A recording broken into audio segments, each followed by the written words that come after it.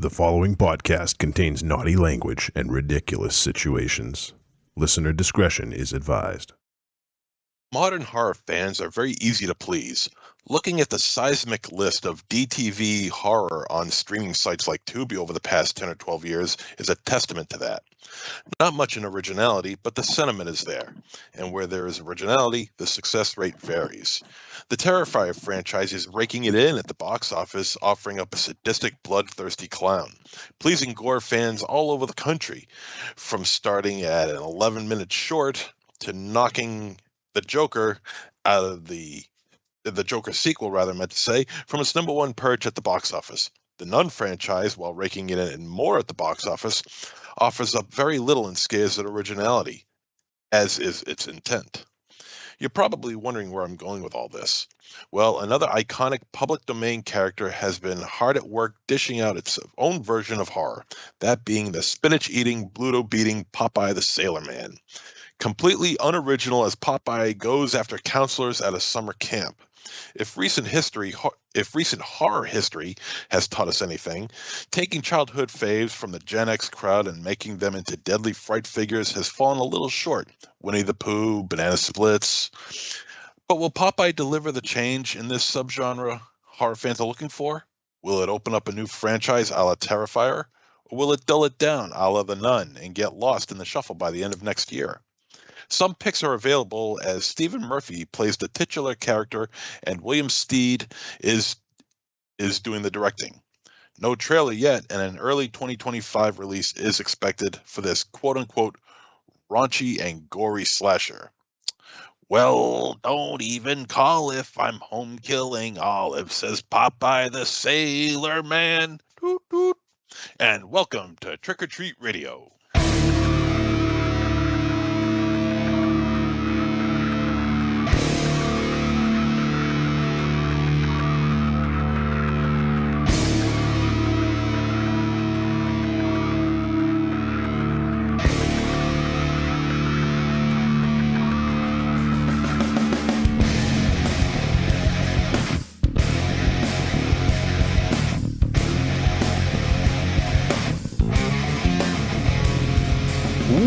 Welcome to episode 642 of Trick or Treat Radio.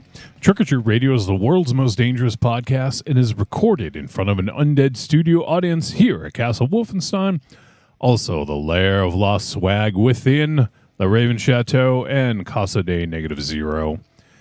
We are broadcasting live for the 642nd week in a row. Please, someone send help.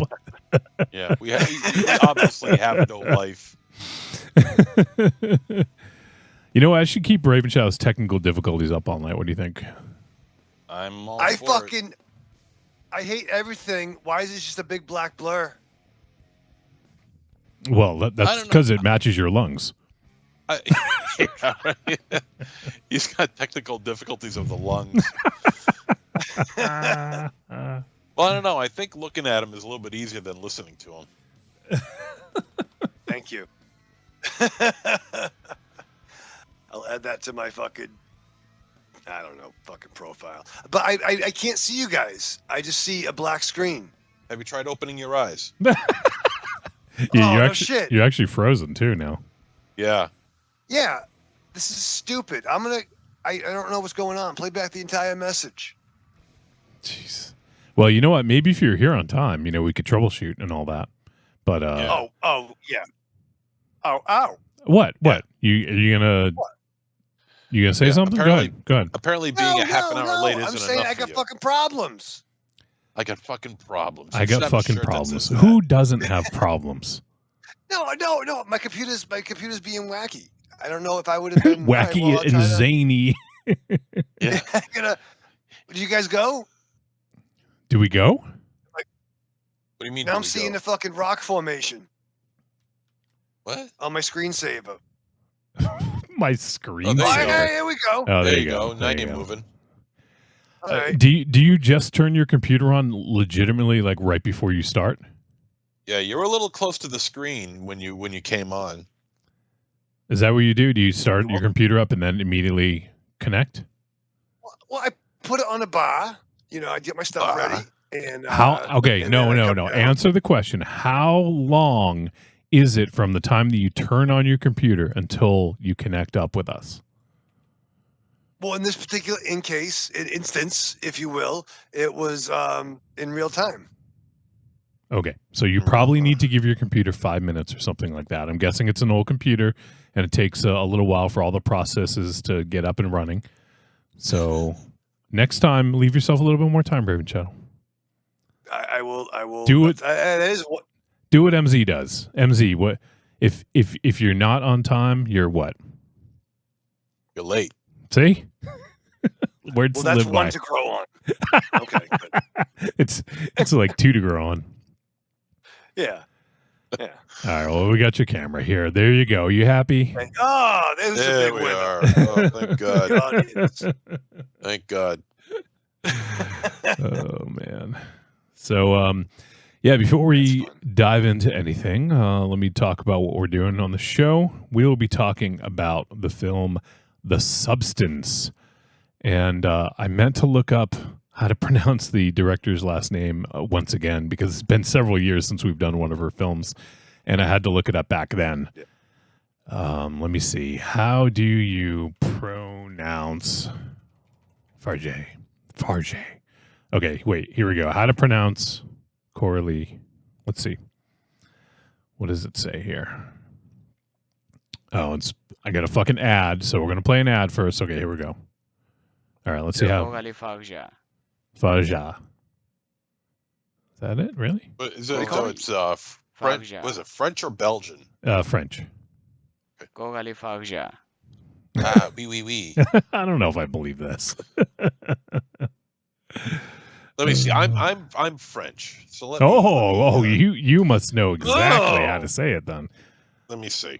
Hold on. Okay, go ahead. Let me just boot up the name here. Hold on. Okay, go ahead. Wait. Hold on. Okay, go ahead. Okay. All right. Glasses. Thank you. Because I'm old and feeble. Let's see. It is pronounced Farge. Coralie. Shit, I was gonna bleep you out. The name is pronounced Farge. Fabergé. What am I, Beatrix Kiddo? Yeah. Farja. I love their Farja. eggs. It could be Farja. Farja. I mean, Farja.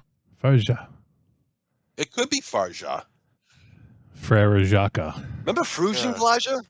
Wasn't that ice cream back in the day? Frugenblage? Remember What? that? Coralie by Frugenblage. Fabergé. All Coralie the Farja. Frugenblage. Oh, wait, here we go. This is okay. This is a dude from France. Hold on. Coralie Farja. Farja. Say it, Raven Shadow. How do you say it? Arja. No. Why you Good God. gotta do that? Isn't that what he said? You're making fun of someone's name. I'll call you I don't know what the name is. Mikhail Rivishadoge. I don't know I don't know. Michel Coralie Farja. Here you go, How- Raven Shadow. Listen. Coralie Farja. Say that. Are you gonna yell at me? Coralie Farja. Coule fraja. Oh my God. Right. Wait, our pal Just Terrific says you all are speaking like Fred the Elephant Boy with those accents. Hey, what Is- you doing? The Coralie Farja. Oh man. Stop it, Howard. Angry Townsman. Arigato. Angry Townsman's hanging out. He says, "Evening all. What's up, Angry?" And also we got Creepy Girl. She says, "Hi ho, Haagen-Dazs." Hey. Is that what you're talking about? Haagen-Dazs? Is that the That's German. what kind of ice cream are you talking about? What were you saying? There was a commercial in the 80s, a big ups creepy girl, called Frugenblage. And the gimmick was the girl be in the commercial, like she get mad, like, you ate all the Frugenblage. And it was like a tried to be pitched as like a rich person's ice cream gimmick. This sounds like the training tape that Val Kilmer's character listens to in Top Secret. Oh, There is sauerkraut. Der Udaschwannen Yeah. hat den Wiedenschnuschen. There is I was thinking more when he sauerkraut was- in my Lederhosen. yes. Here, I found was I thinking- found a commercial for you, Raven Shadow. You ready? If you don't feel guilty, I'm ready. it wasn't that good. Doctor, I keep eating all the Frusenglasche. All the what? Told you. Frusenglasche. Ice cream. I just can't help myself. Frusenglasche, the ice cream under the dome. So creamy, so delicious, so rewarding. Boy. Have you tried giving up, Frusenglasche? What do you think? I'm crazy? Enjoy the guilt. Frusenglasche. Enjoy the guilt. That's Raven Shadow's fucking memoir. Yeah, enjoy the guilt. Oh, a new catchphrase is Holy born. shit! Wow. Live fast, love hard, and enjoy the guilt. Oh shit, Wolfie. Yeah. Oh yeah. boy. Yeah. There you go. That's great. it. That's it. Enjoy the guilt. Oh god. Yeah, boy. Creepy Girl says Inspector Clouseau. They sound like. Just terrific, says Raven Child is correct. I remember it, and he posted a picture of Frusenglasche. See? Was it French? Is that French? I don't know. I don't know what it was. I was fucking a pup at the time. It sounds like Frenchie from Forbidden Zone. Yeah. Let me see. You know. C'est Forbidden Zone? I am so curious. I cannot resist. Oh, I think it's Swedish. I learned all the French words. Yeah, it sounds says French. it's quasi Swedish. Quasi Swedish. Yeah. How do you get It how do you says- get quasi Swedish? It's it says Frusenglasche was a company that made premium ice cream for the American market, founded in 1980 by Richard E. Smith. It's very Swedish sounding. Yeah. Although the ice cream was made in the U.S., it used a quasi Swedish name without the acute accent. Is Swedish for frozen happiness. Oh. After the brand was sold several times, the brand name is currently no longer in use. You could buy it, Raven Shadow. Oh shit! Speaking of public domain, It's not public domain. It's just no one owns it, I guess. how much is it, Wolfie? How much is in the You can buy Patreon? it. What do you got in your pocket? I don't know. I got a bottle cap and some dental floss. I got $2. All right. So Eye drops. it says in 1985, it was sold. Smith sold Frusenglasche to Kraft General Foods. A Kraft spokeswoman states that Kraft sold its Frusenglasche license to the Unilever Corporation in '93. A spokesman for Unilever claims that Frusenglasche was not part of the deal. The brand has since disappeared. Maybe it's under the couch cushion. Where's the fucking brand? Although in 2016, a trademark for Frusenglasche was filed by Papillon. Maybe it's Papillon? No, I don't think it's Papillon. No, Papillon. it's Lion. I think Papillon is just ON. Papillon LLC. So there you go. That's where you look. Maybe. Go find Papillon. Yeah, big papillion. I Enjoy love the it when you call me Big Papillion. big Papillon. Enjoy the guilt. I love that. That's fucking brilliant. First of all, how'd you spell it? That's what I find fascinating. How did FR? you find that in a search? Oh, I misspelled it, but it was close enough. I typed in FROOSEN and then like GLASE or something. I thought he said glase. But yeah, it came up. It's FRUSEN, Frusen, and then GLADJE. Frusenglasche. Double J. Double J. So there you go. Frusenglasche. But there was one. I vaguely remember it now that I see the commercial. I remember it. If you saw the one with the woman who was like all embarrassed, and she's like, it ends with like, and I'll do it again. Like, she's a bad girl eating all the frozen glacia. All right, let me look up that one. Let's see if I can find that one. We were talking about Type in bad girl What the hell frozen happened? glacia. What were we talking about? We were talking about Popeye. the director's name, that's French. Yeah, And somehow we Coralie got into Frusian Glaja. Farja. All right, hold on. Here's I don't know. This is a commercial with a woman. I don't know if it's the one. Oh, commercial's all messed up. Hold on. It's a little spicy. Yeah, Jesus, it's all fucking messed up. Try one more time.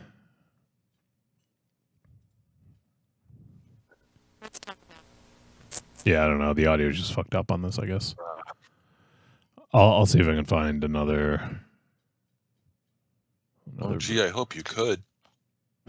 If you want to learn more about this topic, Yeah. check out the internet on your own. Yeah. It's the same one. Fuck. All right.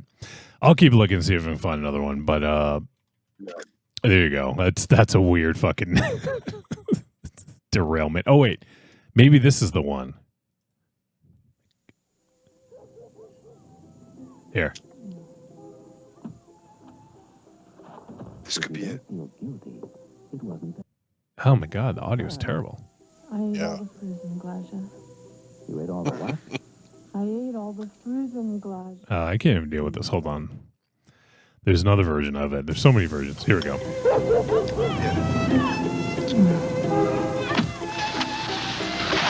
If you don't feel guilty, it wasn't that good. Hi, honey. I ate all the frozen glass. You ate all the what? I ate all the frozen glass.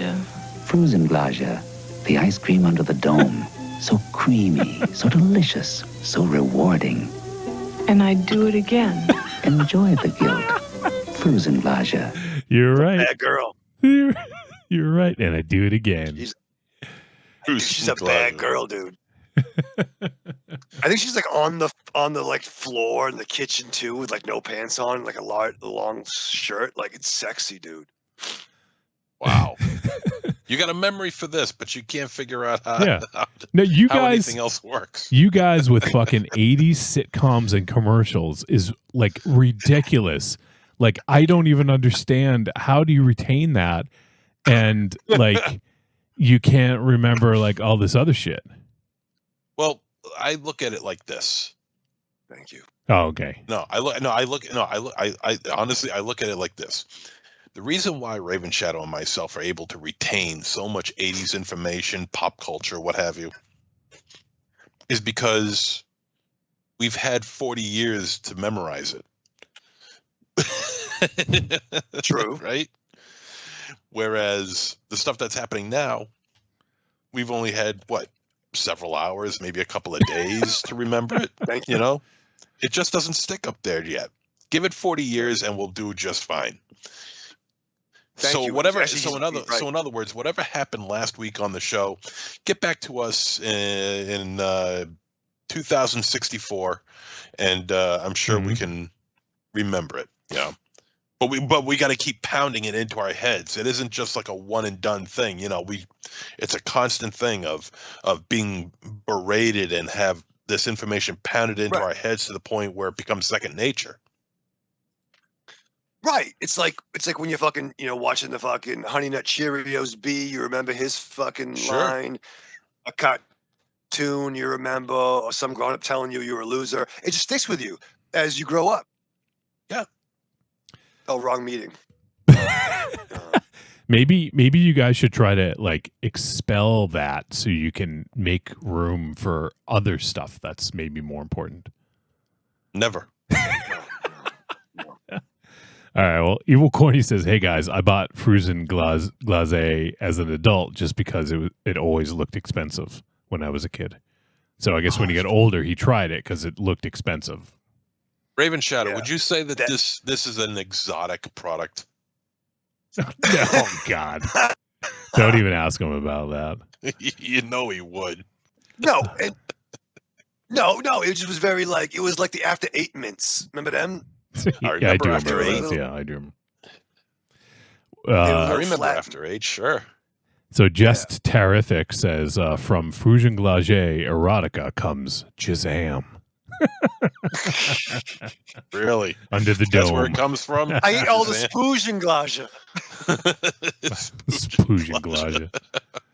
And Creepy Girl says And it's I'll do called it- short-term and long-term memory. Exactly. Well, yes, but I mean, Yeah. like I don't remember a lot of stuff when I was younger, but I at remember the stuff same that time, happened like a couple years But ago. at the same time, though, you guys, you two are the same age. Okay, I'm 5 years older, so I have more of a reason to remember the '80s. Raven Shadow, on the other hand, was only just barely over 2 years old when the '80s hit. So I'm trying to think why he was a pup. Yeah. Yeah. I mean, having been the youngest person on this, youngest co-host in all the iterations of the show, I'm the youth perspective. Yeah, 6 months younger.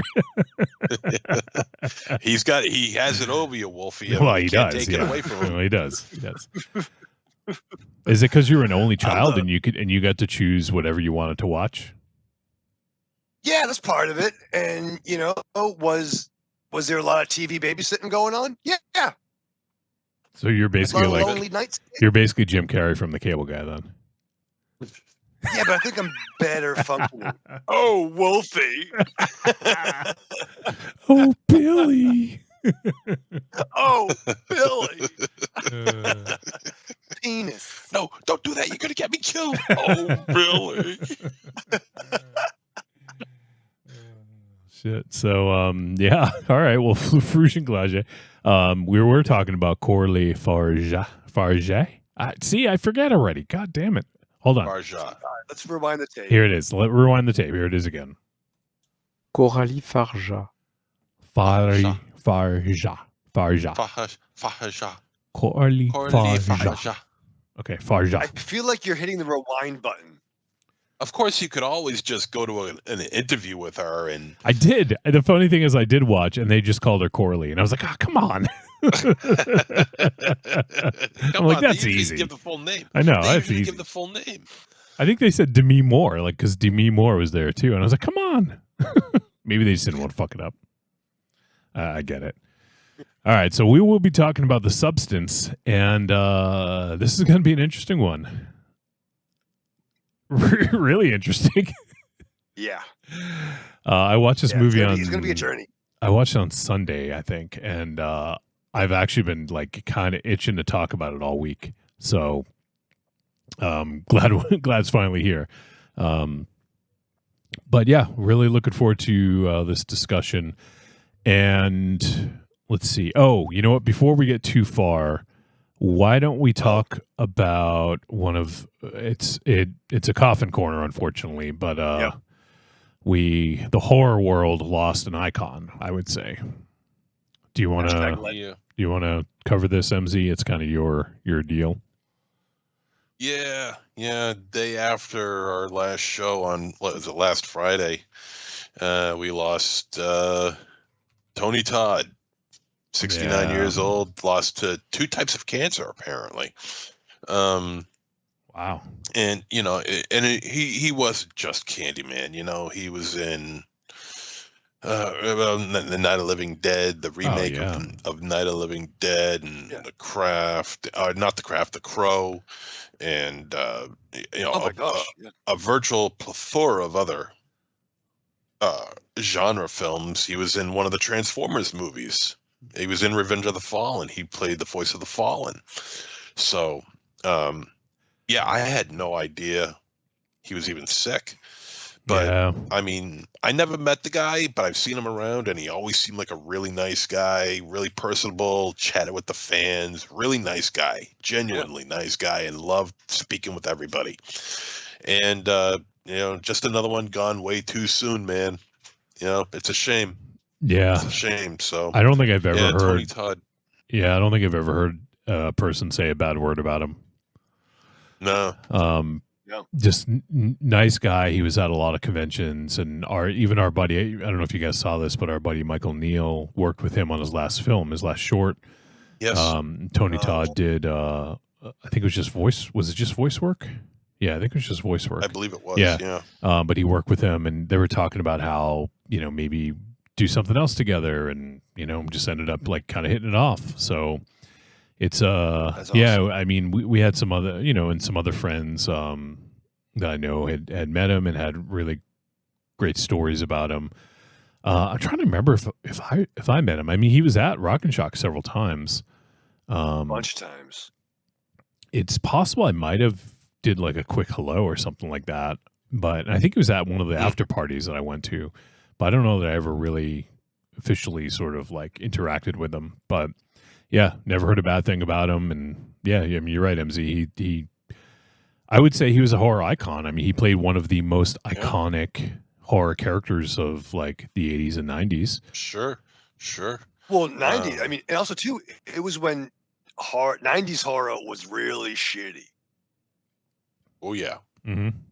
That Stretch and Candyman, like, you know, let's say like the lasting power of Dr. Giggles isn't quite there. You know what I mean? You know, and you know, I'm not saying Candyman was a masterpiece, but it was a great gimmick, and Tony Todd was great. He also was in the episode Jitters in Smallville season 1. Of course. Who did he play? Dr. Jitters. Oh, no, okay. he played a guy that was getting fucking experiments by Luther Corp, and he was fucking shaking. Ended up hanging out in Clark's farm, and Clark helped him. He may have died in the end. I remember him being on an episode, and I'm going by memory here. He was in an episode of Night Court, the original run of Night Court. Wait, what? Wait, what? He was in an original episode of Night Court. Really? Like I want to say 1990 or 1989. He was in an episode of Night Court. Like late Night Court. Yeah, Okay, this so was I like stopped watching season. Yeah, this was like season 6 or season 7 of Night Court, where he played a cop, I believe, if I'm not mistaken. But I mean, the thing that really hurts about his death is. Sorry, I was just going to add. I just found it. He was in one episode. He played a character named Mr. Crumrine. And it was in 1989. He was in that, I think. Okay, yeah, it was an episode in which Christine Sullivan and her Sullivan, not yet but soon to be husband, got locked in the court vault down in the basement, and he was one of the guys who rescued them. Let me see. But what I was going to say is, the thing that hurts really a lot about this is the fact that there's not many black actors, actresses that are, steadfast in the horror genre. Mm-hmm. It just isn't. He was the kingpin. He was the one. And it doesn't leave much behind.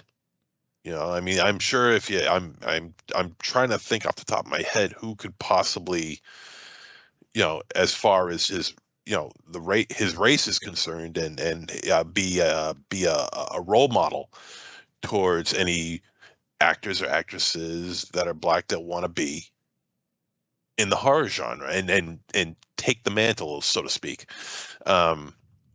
Right now, I can't think of anybody. I'm sure there's somebody out there that can think of somebody, but right now my mind is blank. But it leaves there's a huge gap left because he died, and it's a shame. It's a real shame. I don't think anybody can just take over the mantle of Tony Todd. I think he had the right confluence of things. I mean, he had the height, he had the look, he had the voice. Yeah. Like, he had a great everything voice. about him was unique. Like, nobody looked like him. No, he had a great voice. I'm all about voices, man. I love voices, and he had a great voice, very deep and commanding, and threatening at times if the role was right. Just a really nice guy too. It's a damn shame. It really is, and I wish it never happened. But I mean, sooner or later we all gotta go. Yeah. I mean, we all gotta die. That's part of life. So. Yeah. The only one that comes to mind, but it took 2 cancers. What was that, Raven Shadow? Sorry, I said something at the same time. Go Sorry, ahead. you was much smarter than I was saying. I was saying it took 2 cancers to fucking take him out, dude. Yeah, exactly. I mean, in terms of black actors who had several roles, it's nothing like none come to mind. I like you said, I'm sure there's a bunch, but one I wouldn't consider him a horror actor necessarily, but like first one that comes to mind is Dwayne Jones, who obviously played Ben in the original Night of the Living Dead. But I mean, MZ, do you know if he did any other horror? And he wasn't a villain. I mean, he was the protagonist. So yeah, no, he didn't do any other horror. I mean, he did. Oh God damn it! What was the film that he did? I'm sure if you rattle off some titles, I'll think of it. But anyway, yeah, he did. Night of the Living Dead. That was pretty much it. Ken Sagos, he's not an actor anymore. He was Kincaid from parts 3 and 4 of A Nightmare on Elm Street series. He's not an actor anymore, so you can't consider him. Who was the guy you gave the cigarette to? Yeah, that was him, I think. At Uno's, right? Yeah. Oh, no, I'm sorry. It was Ken Foree. Ken Foree. Okay. When there's no more room in hell. Yeah. Now, Ken Foree, I mean, good actor. I like him a lot, but he's getting old too. Yeah, I wouldn't consider him a horror icon. Like, he's done a lot of other stuff. I mean, what I mean is not just a horror icon. He's done a lot of other stuff. Oh no, I know he's done like. I think he did like what was the name of Dukes of Hazzard? I think he was on an episode of Dukes of Hazzard. I think he was too, actually. With David Hess, if I'm not mistaken, I want to say it was with David Hess, but I could be wrong on that. But there's this documentary on Shudder, the Horror Noir, and it's a documentary on black performers in horror. Yeah, that's right. Yeah, and I saw it. Excellent. I strongly suggest you take a watch. It's very good, very, very good.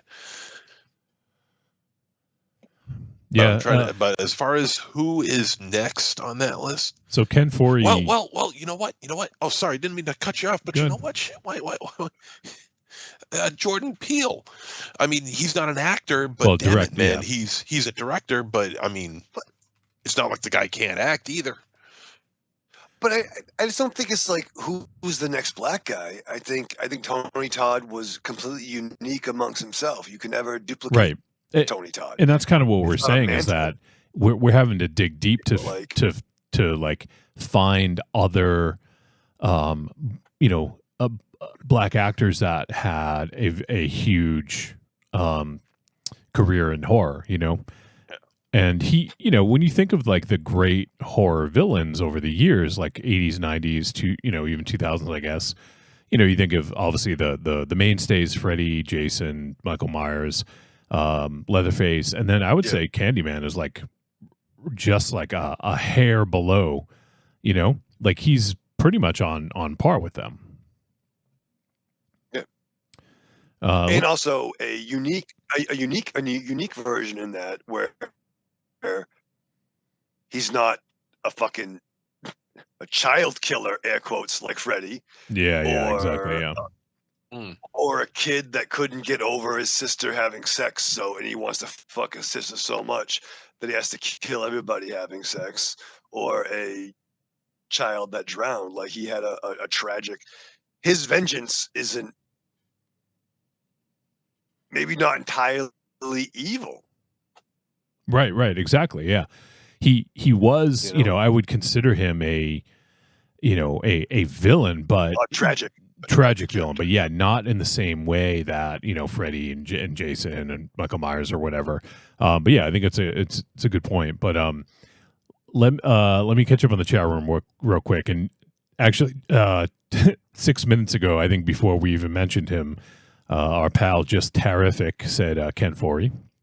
And Evil Corny said that Tony Todd played Worf's brother Kern in Star Trek Deep Space Nine.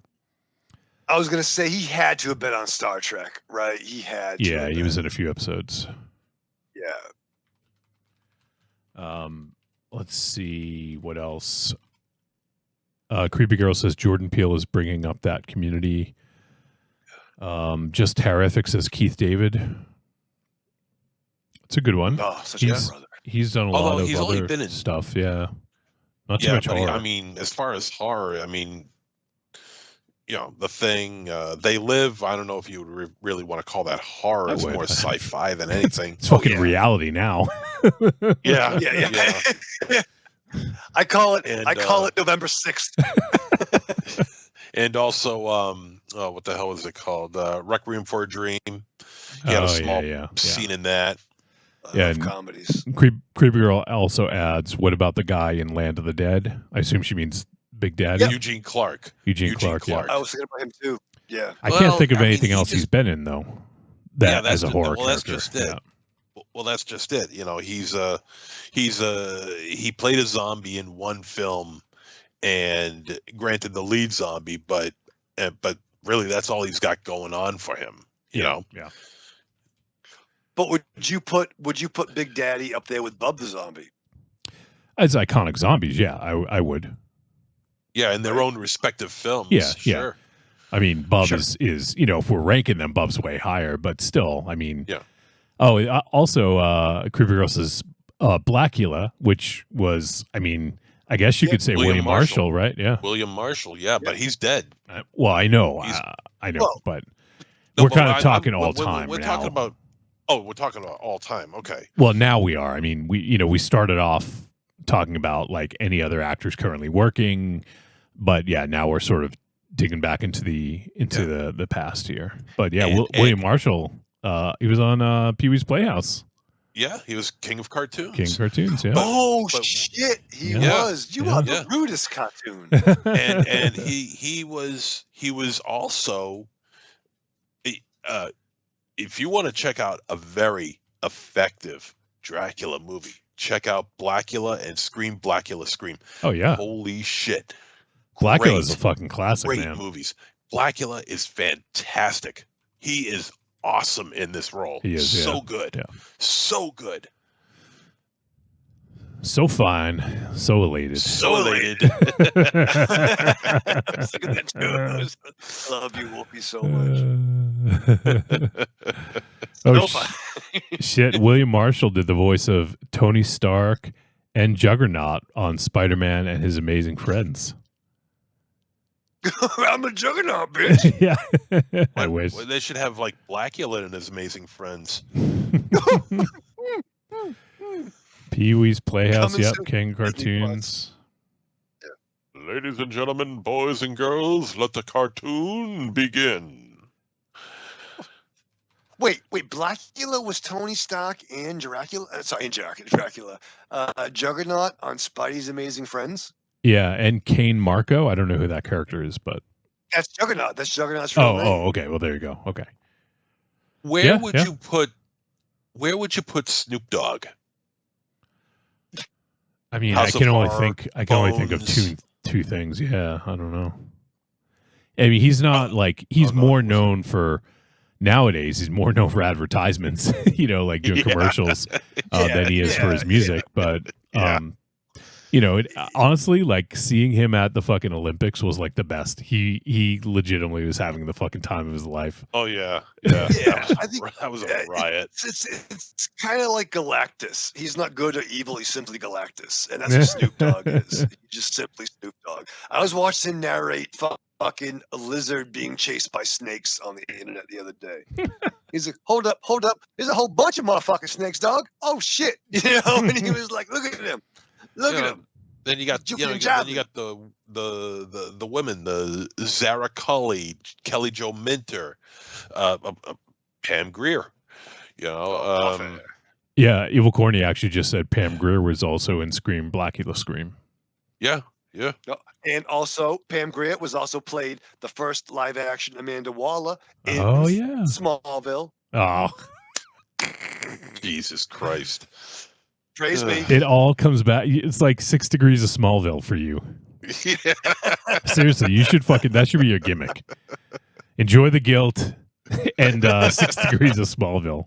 Enjoy the 6 degrees of Smallville. Oh, Ollie, get my pen. Yeah. All right, you know what? We should probably wrap this up because we have a movie to talk about that we need a lot of time to dig into, and also I want to talk about what we're doing this Sunday for our Patreon. So, last thing, Creepy Girl says there really is a whole new subgenre called black horror. A lot of new horror movies coming out that are really good, of course, including Jordan Peele's movies. Yeah.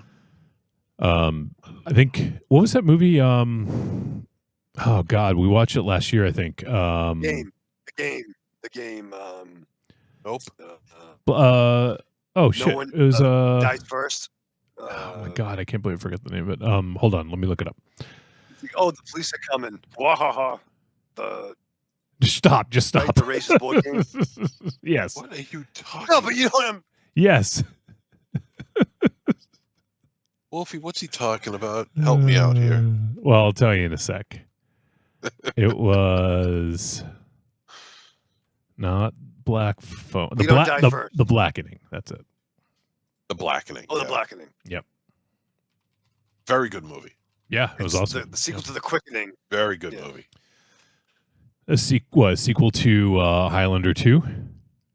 Yeah, The Quickening. And then The Blackening. I don't get it. Because it has ing? I don't know. Yeah, that's okay.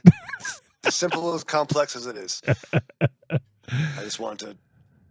Actually, because it has Quickening is a really good title. I don't know what it means, but it means things go really fast. I got a cold. Why you get a cold? What's going on? Maybe you shouldn't lie to your doctor anymore. Jesus. Yeah. Well. All right, let's wrap this shit up. So this Sunday we're trying something new. I don't know if we settled on a name. I think it's the four circles of hell, or the 4 circles of horror, or the four circles of shit in your pants. I don't know. we'll find out after. We'll find out after. Trick or Heat. I don't know. But what we're doing is this spawned from an idea from Raven Shadow. Raven Shadow, you're a big fan of Hot Ones. Is that the deal? Yeah, I've enjoyed some of the episodes of the program. All right. So we're kind of doing our version of Hot Ones, and we're kind of wrapping it around a themed discussion. And so as we were kind of thinking of ways to do it, we figured, you know what, let's try to theme it. And since we're doing 4 different hot sauces that get progressively hotter, I just thought of like the 9 circles of hell from Dante's Inferno. So that's kind of like the basis of it. So we're going to pick 4 of the 9 circles, and we're going to talk about horror as it relates to them. So, you know, we're still kind of, we'll work on all the details. It's going to be a live show, so you guys will get to join us. So you don't have to know ahead of time. You can just join us if you're available. And so what we'll do is kind of like come up with, like, for instance, lust is one of the circles. Maybe it's films like horror movies we lust after, like that, you know, films that are not underrated, not overrated, just films that people just generally love, that we also love, you know, because there can be films that are overrated that we like, or underrated that we like, or, you know, whatever. But that's just sort of like an idea. We'll figure out all the details, but we're going to theme it around that. And what we'll do is, so there's going to be 4 segments, and each time we're going to eat a chicken wing or whatever, tender. For me, obviously, some vegan. I'm doing vegan wings. I think you guys are doing boneless, right? Both of you? I'm doing boneless, yeah. MZ? Yeah. Okay. Yeah, I mean, if I could swing it to do regular wings, I will. But as of right now, it's going to be boneless. Yeah. Oh, look at this. Marion says, Raven Shadow, the hot sauce was indeed delivered today. Wow. You got your hot sauce. Oh, yeah, boy. Thank you, Marion. And Creepy Girl says, I love hot challenges. I grow Carolina Reapers. Holy shit. Damn, girl. She's gonna have to send you some, MZ. Yeah. I'm gonna get fucked up. I'm gonna get fucking foobarred, man. Jesus. So Raven Child's gonna get foobarred, and what we're doing is we're gonna have basically it'll be like 15-minute segments, and we're gonna pick a circle, and we'll have a themed sort of discussion around it as it relates to horror and films that we like. Go ahead. Can I? Go. Maybe we're Say go. A fifth circle where we put everyone on one. We do Everyone. All the sauces on. All the okay, sauces maybe. on one. Is that what you're saying? All the sauces on one wing? Yeah. Like a gangbang. Jesus Christ. A sauce cocky. Well, let's see how we do with the challenge first. Let's see how we do with the challenge first. Yeah, let's see how we do first. Before we commit to that. God. Just Terrific says rubber gloves and don't rub your eyes after. No. No. Actually, rubber gloves is a pretty good fucking idea, actually. Yeah. And drink lots of ice water. We gotta keep it real, dude. We gotta keep it real. We gotta be not wearing outbreak outfits. So we'll be doing this live. It'll be let me get the date here. Sunday, November 17th at around 7 p.m. Eastern Standard Time. Not the problem, but the thing is, it's live for Patreon supporters only. So you have to be a Patreon supporter. It doesn't matter what tier you're in. Typically, we do the video for the Slayers and above, but we'll do the live video for anybody.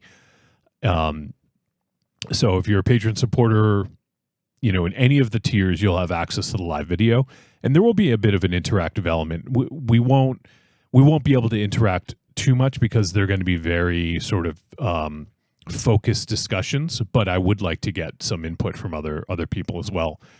And but yeah, so basically every 15 minutes we'll eat a different wing with sauce, with a different sauce, and it's going to get progressively hotter. And hopefully the takes will get progressively hotter as well as we go. And yeah, it should be fun. So we're doing that on Sunday, November 17th, around 7 p.m. Eastern Standard Time. I will post it on Discord and also Patreon.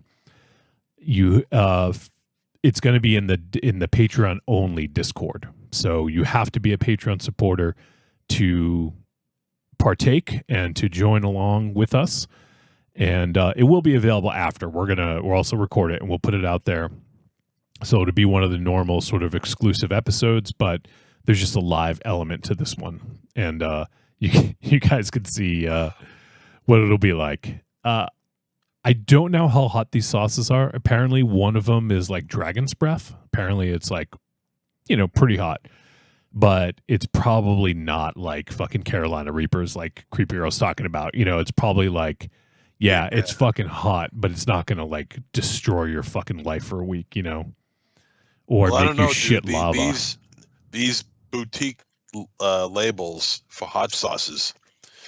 We used to know a guy. I don't know if Raven Shadow knew him, and Wolfie, you may have known him, Freddie Poe. The name sounds familiar, but I can't picture. Yeah, older guy, shaggy hair. I don't know how else really to describe him except that, but he used to make his own hot sauce, and he couldn't sell it because the BTUs or whatever they used to Scovilles, I think.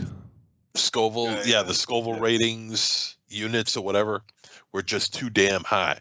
The Scoville units or ratings were too damn high.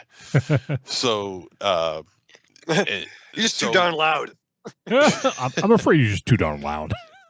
So these boutique labels for hot sauces, they could get pretty nasty because I've tried a few, and man, they get pretty rough. Let me tell you. Okay, well, we'll find out. This isn't Tabasco sauce that we're dealing with here. Maybe on the first two might be on that end, but after that, you better hold on to your hats or your ass. Hold on to your ass. ass. Yeah, hold your ass. What? Yeah, 'cause, I mean, I'm more into Gringo Heat usually. Like, I'm like a mild kind of guy. Gringo you Heat. know, That's your new tag team. Gringo Heat. Hey, Gringo Heat. Some of that Gringo Heat. Gringo Heat. The Gringo Heat, yeah. I'm bringing the Gringo Heat. I'm gonna get fucked up. Gringo dude. Heat, come on. Gringo Heat. Oh wait, hold on. Let me catch up on the chat here. Creeper Girl says vanilla ice cream is good to have close by. Yep. Just Terrific says sauce cocky is now a part of my lexicon. Just Terrific says indeed. Oh, I'm sorry. Marianne is quoting Just Terrific. Marianne says indeed. I will make sure Raven Shadow has separate napkins for mouth and watering eyes. and Marion says and wet wipes. And then Just Terrific says I can't wait for this. And it says then he says your pucky is going to look like the flag of Japan. Your Oh my gosh. He means butthole. Marion says Raven Shot, I want to watch from the couch in the cave. Besides, you need me because you know Ollie is gonna want chicken. Yeah, that's true. Yeah. Man, please come over and get the car fucking warmed up. So we can go to the hospital. Evil Corny posted a picture and it says post challenge BM be like, and it was like an exploded toilet.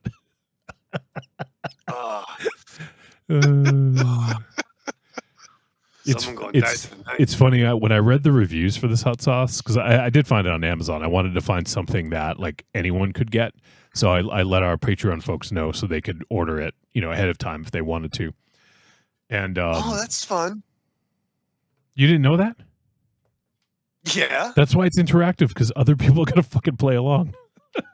Exactly, Wolfie. I hope other people got it. And you guys were able to find yours on Amazon. I found mine on Amazon, but by the time I was able to order it, it was going to get here too late. So that's weird. I ordered For me is one day it arrived the next day. Maybe it's because where you're located. But maybe, I don't know. But anyway, I ordered it through Walmart. Oh, so okay. And so it's going to be here Saturday. All right.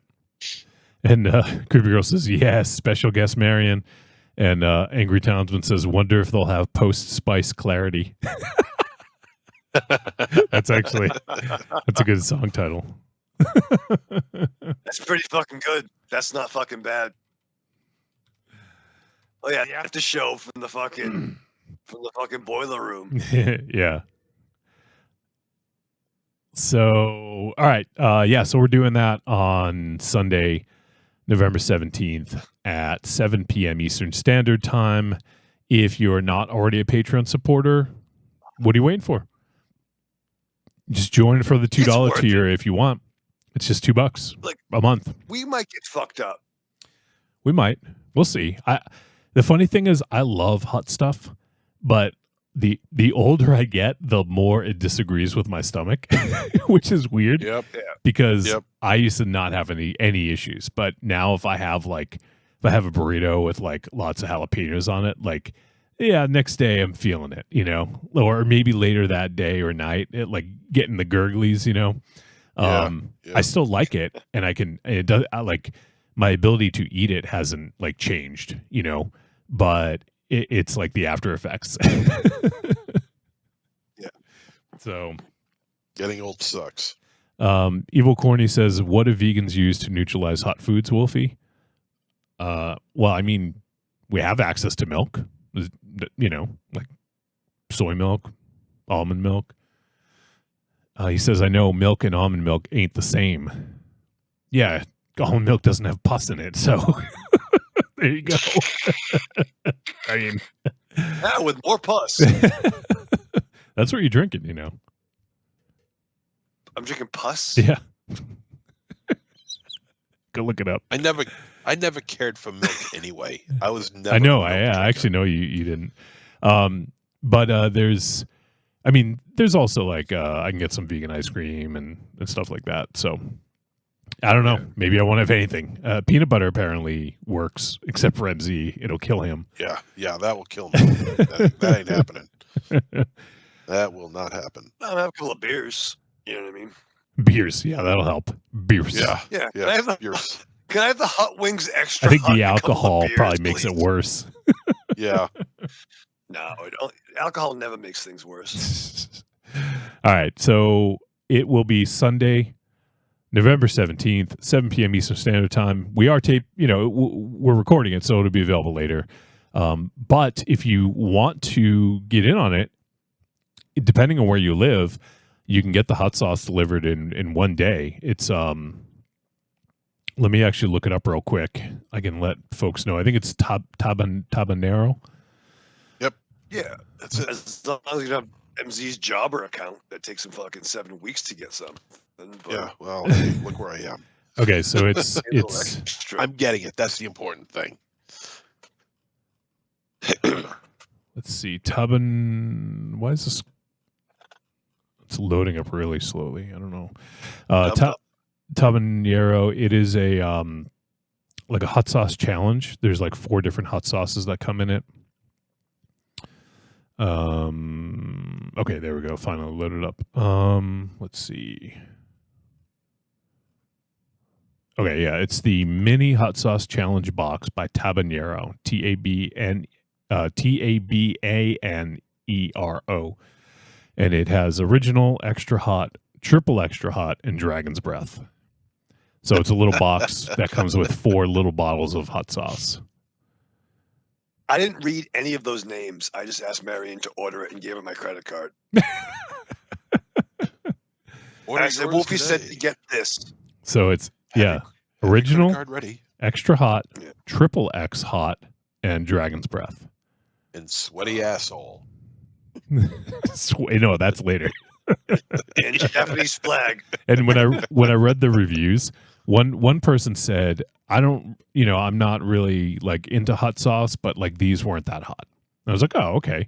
And then I read like the next review, and then someone said, let me see if I can find it, but it said basically like my butt was was a lava, like a fucking volcano the next day or something like that. I named my ass Vesuvius. Asuvius. Asuvius. Oh, let me read. So this one says all 4 flavors in the sample pack are carrot based, which adds a slight sweetness and body. None have the tiresome sour vinegar taste, which enables the peppers to contribute to the flavor. The hotness really begins with the second bottle, extra hot. The triple X bottle, which has the addition of scorpion peppers, is even hotter and is probably my favorite. Finally, the dragon's breath has a sweat-inducing burn that lasts up to 30 minutes after a few drops. 30 fucking minutes? Anyone who says it isn't hot probably hasn't even tried it. Overall, this pack is a good way to find the perfect heat level before ordering a large bottle, since I think they all taste pretty darn good. Carrot-based is interesting, though. Raven Shadow's like, why? That's a bad Oh wait, idea. no. Here's the review I read. This person says amazing hot sauces, but Dragon's Breath is no joke. Overall, this is a great pack. If you want to do a Hot Ones challenge with this, then just put it away. The first 3 are amazing with gradual heat. The Dragon's Breath was so painful in the back of my throat that I had to take a nap. And then he says my rear end was lava 36 hours later. That's a long fucking time. The back of his throat. It was so You painful. may need to call in. You may need to call in on Tuesday. He had to take a nap. Like, how can you nap when it's that hot? Like, that's the thing I don't understand. I don't know. It's so hot. I had take to a nap. induce a coma. Yeah, it was so hot. My throat was burning so much. I had to go into a fucking medicinal coma. Like, what the fuck? I had to put myself in ice like Steve Rogers and be woken up fucking 50 years later. Awesome. Holy shit. I'm gonna be like fucking that kid from fucking Ralphie. Fucking Oh. Fleck lick the fucking pole, motherfucker. Oh, you so shoot my your tongue eye gets out? stuck Yeah, on a yeah. pole. Yeah. I'm going, oh, get off me. Like, Only this one will be you'll blow your hole out. You'll blow You'll your blow your hole hole out. You'll blow your hole out. You blow your O-ring out. Marion says Raven Shadow, they skim the pus out, most of it. Most of it. And then just Terrific says, I'm down with the post BM nap. And then he said he shoved a popsicle up his ass, eats 6 Vicodin, passes out. Raven Shadow, do you have 6 Vicodin? I'm gonna. Yeah. All right. We gotta fucking get going. All right. I gotta check the box. You have to show us, like, we have to show on camera that we're putting the hot sauce on. I'm gonna keep it real, dog. Okay, Look, okay. I'm going in. Yeah, ain't no. And you got to put it on there. You can't put on like a little scrape of the stuff. You got to put it on there. No, we're gonna fucking do All it, right. and they're gonna get fucking competitive, and we're gonna be fucking assholes, and we're gonna fucking ruin it. It's gonna be. That's why I want it to be a shared food experience. But yeah, it's gonna be fucking dicks about it, and I'm gonna fucking be I'll fucking do with it, and it's gonna suck. All right, let's wrap this up. So we're doing that on Sunday, and then it'll be available on the feed. If you can't watch live, it'll be available later. So give that a look. Should be a fun discussion, and should be a fun time. All right, so that's Patreon, and you can find it by going to patreon.trickortreatradio.com. If you want to come to this event, you have to be a Patreon supporter. So it starts at $2. You can just join for the $2 a month if you want. And you know what? If you're not happy, you just fucking cancel it, after. I'm okay with that. Just, I mean, I'd rather you didn't, but, Yeah, well, it'd be cool if you forgot about it, and we just. Yeah. Oh, and Creepy Girl says, I want to hear the caps crack when you open them. No pre-testing. No. Yeah, I'm not legit, pre-testing. legit. Yep. I'm not No, pre-testing. in fact, what we should do is, because I'm sure it'll be in cellophane. Yeah.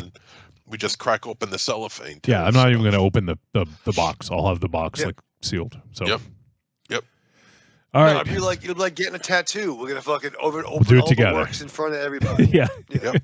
All right. Well, that's that. So I'm just going to quickly go through the other two. Raven Shadow, don't worry about this one. If you guys want to support us other ways, go to trickortreatradio.com, find the Amazon link, click it. It's going to bring you to Amazon, and everything you buy will get attributed to us from there. And also, you can head to trickortreatradio.com, click on store, and you can go ahead and buy the greatest hits of Trick or Treat Radio, volumes 1 through 3. So give those a look and consider supporting. But I hope to see a bunch of you for the live Trick or Heat or 4 Levels of Hell, 4 Circles of Hell, whatever. Hopefully we get some turnout for that. I know it's a somewhat short notice, and it's a Sunday, which we don't normally do too much on a Sunday, but hope to see some of you guys there. It'd be fun. All right, that is going to wrap it up. So Raven Shadow, you sit down to watch The Substance. What do you fucking do to prepare for this one? I had a fucking meeting with my oil company, Wolfie. I gotta buy a new fucking Jesus Christ. Yeah. So I gotta buy a new fucking oil tank. You understand? Ugh, that sucks. Yeah. So apparently, when I have my preventive maintenance, I do every year because I'm a good brother. Apparently, when I got my last fill, I had a little bit of a leakage in the tank. You understand? And it must have settled. I'm sorry. Are you talking about after you have the hot sauce, or are you talking about your house? Some leakage in the tank. Yeah, I'm foreshadowing, boy. No, but like, it's not a metaphor. It's a real oil tank. Not like, okay. Not like the metaphorical oral tank or oral tank. Oral That's tank. Where did I fucking go? Just there. but no. So apparently, I had a little leak, and the oil tank's 1965. You know what I mean? But it congealed. But the problem is, I can't get more oil until I get a new tank. Like, they're not allowed to fucking fill me. You know what I'm saying? So I got 2 quotes of prices. The one I'm gonna go with was like 5,500. You know what I mean? One was a 4,500, and it would involve jury rigging and fucking up my shit I already have, my mud room. And being grandfathered, it isn't a thing anymore. You have to get codes and stuff. So the other option was 5,500. But the guy I was talking to, he's a good brother. He's like, I'm looking out for any other tradesmen that might come in. So he's going to put it a certain way. They can get access to my electricity box, my water, whatever the fuck. So I'm asking him, I'm like, is there a discount if I use cash? So I knocked it off fucking $500. Got to pay $5,000 cash. Guy's coming over. Gonna do it. Yeah. So that's awesome. Goodbye savings, my old friend. Yeah. So I was going to say, you're going to hit up on your connections, or goodbye savings, my old friend. I part with you again. A bill I did not see coming. I don't know. I can't do the songs like other people. So. Oh, it was awesome. So you, yeah, boy. So you better believe I strapped on. Oh God, I hope you strapped on hard. I'm getting the Go strap through your on, week with the same old routine. What you really want is some blood and thunder in your life. Well, friend, you found it. The Cromcast is an adventurous journey through the history of two-fisted pulp stories. With your hosts, John, Josh, and Luke. We have action, horror, and adventure, all through the lens of pulp luminary Robert E. Howard. Don't just stay in your ordinary life. Find your pulp life at thecromcast.blogspot.com. The Cromcast. The Cromcast. The Cromcast. A podcast for the barbarian at heart.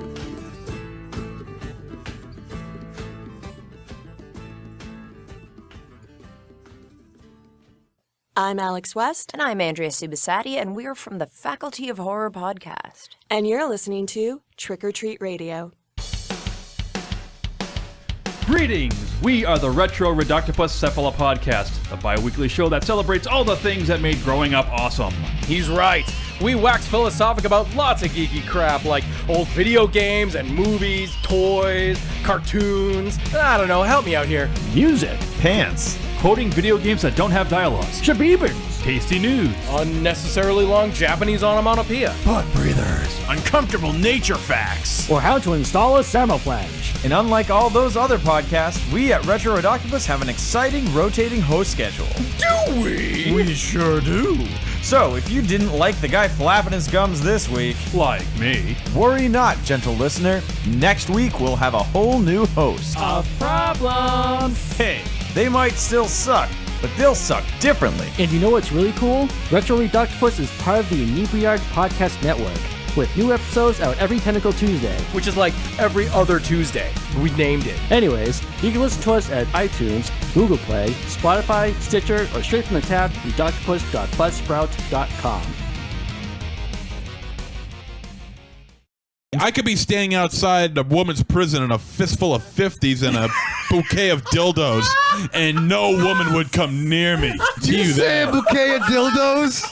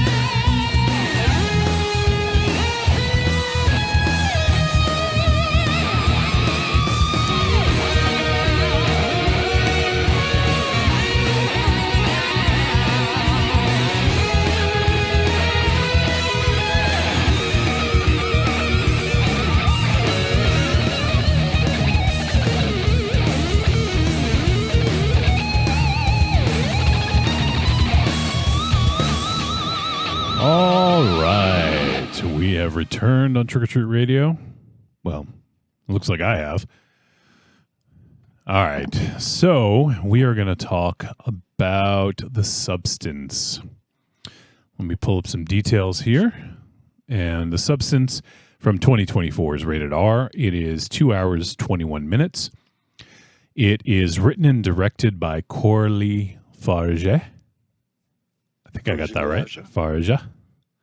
And the film stars Demi Moore, Margaret Qualley, Dennis Quaid, Edward Hamilton Clark, Gore Abrams, Oscar Lesage, and we'll cap it there. There's really just a few people in this main cast.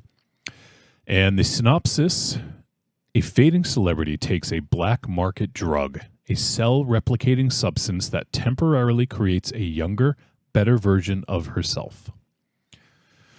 And the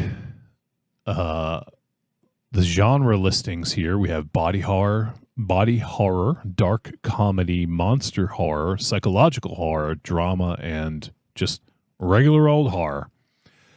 And this one is playing on VOD. You can rent it or buy it on VOD, and it's also streaming on Mubi, MUBI, Mubi, and you can get a free trial if you don't have it, or if you just want to see it for free. I guess you can get a free trial. So there you have it. Now, quickly about Coralie Farge. Is she previously, we did a film of hers previously, way back in 2017, I believe. Wow. I'm going to look that up real quick. And yeah, so it's 2018. Episode 303 is when we did Revenge. And I remember us quite enjoying that flick. I know I did. I really liked that flick. And I'm pretty sure you guys did as well. Yeah. And it is one of the better rape revenge movies ever made. And the thing that sets it apart, not that it's the only rape revenge movie that's made by a woman, but it is from a woman's perspective, with Coralie being the director. And you don't get a lot of the same stuff you get in your typical rape revenge. There's not much titillation, a lot of, you're meant to feel the main actress's pain. Yeah, of what she's experiencing, and not seeing if I remember correctly, I don't think you even see the dude during the actual assault.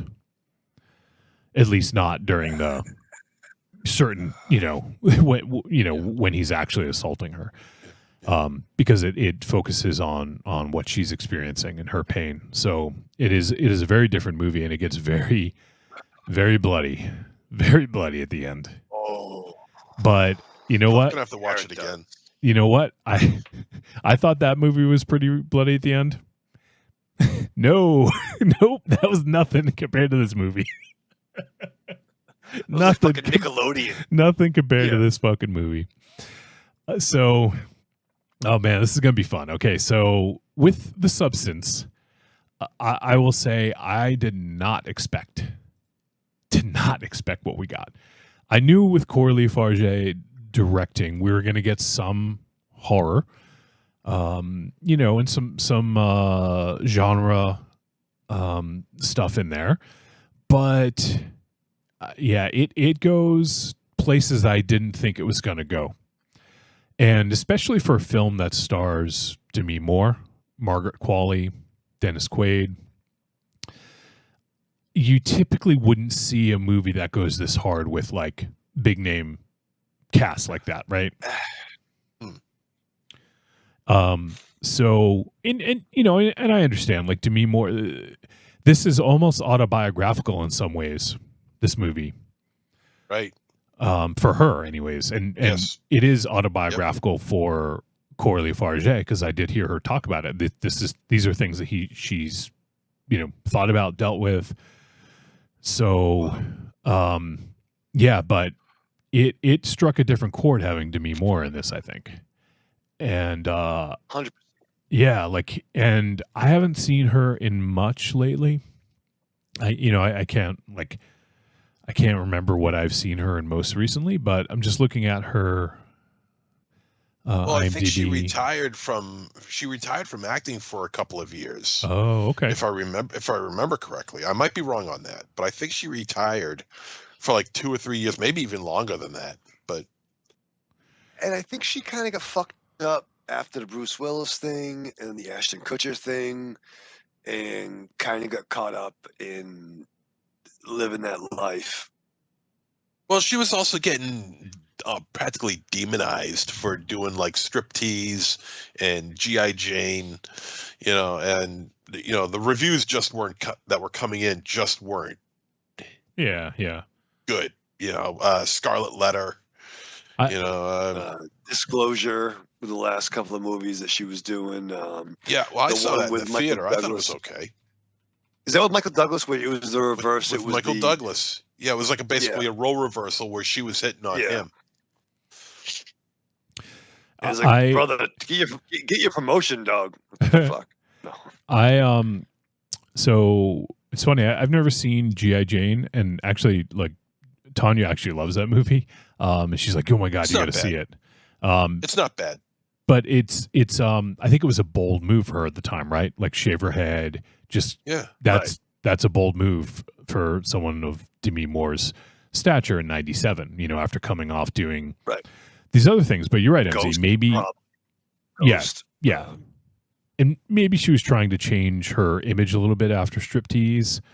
I'm not quite sure. I don't remember back that far about, kind of what was going on. But yeah, she didn't do too much, like from 97 to 2000. Like, she didn't do anything from 97 to 2000. So I don't know if that's what you're talking about, MZ, but she did have a break there. And then from 2000 to 2002, she didn't do anything.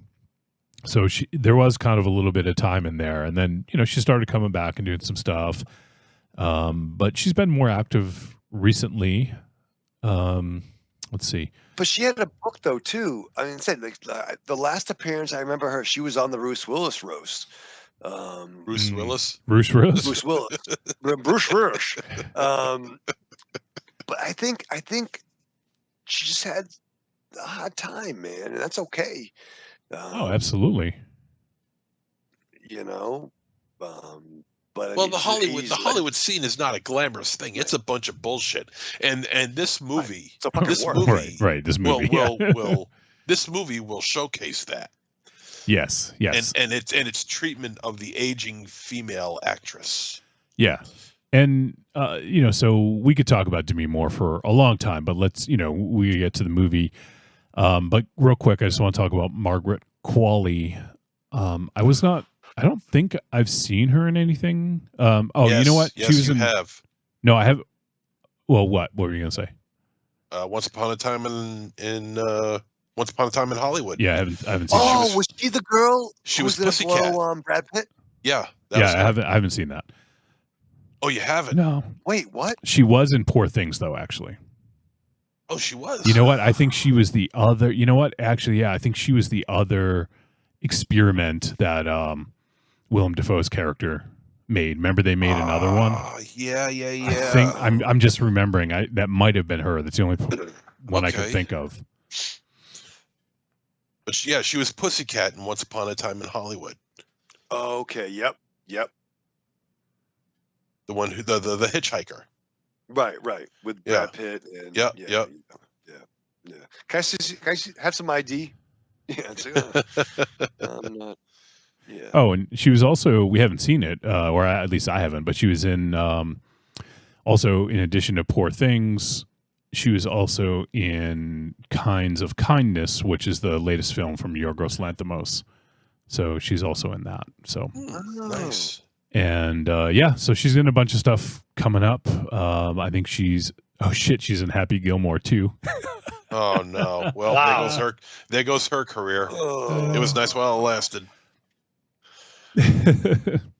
Christ, really, Margaret, really? So, all right. Well, let's jump into this. Yeah. So that's kind of setting the scene there. Let's do some first impressions. I'm actually dying to get MZ's first impression because it's funny. I actually talked to Tanya about this. I'm like trying to guess what you were going to think, and so I'm dying here. So let's hear it. Okay, well, I've been wanting to see this for some time, and it's been playing around here, and I haven't had the opportunity to see it. So I'm glad I finally got to see it. I'm glad that we're reviewing this film because it is one that I've been wanting to see. Regardless of how I felt about it, I wasn't sure what I was going to get out of it. In fact, it wasn't even up till recently that I found out that Demi Moore's, and I'm like, what? Demi Moore's in this? And Dennis Quaid? Holy shit! I mean, yeah, they're no longer the high end, A-list Hollywood actors anymore. Shut up. They're not that anymore. I was but somebody. They're still names, and they're still good actors. So when I saw the post art, I'm thinking, okay, this is interesting. All right. So, and after I saw it, I got a huge boner. Cronenberg boner. David Lynch. I got a David Lynch with little spices, little droplets of Stuart Gordon Kubrick and Frank Henenlotter. And I couldn't believe what I saw. This movie is a testament to the aging actress and how Hollywood treats them. And it's certainly no secret. You don't have to be an insider stockbroker or an inside producer to understand how the Hollywood system works. And this is pretty much how it works. You got your shot at fame when you're young. You're in your 20s, 30s, your 40s, start to slow down a little bit. You don't get as much coverage in magazines and movies, TV appearances anymore.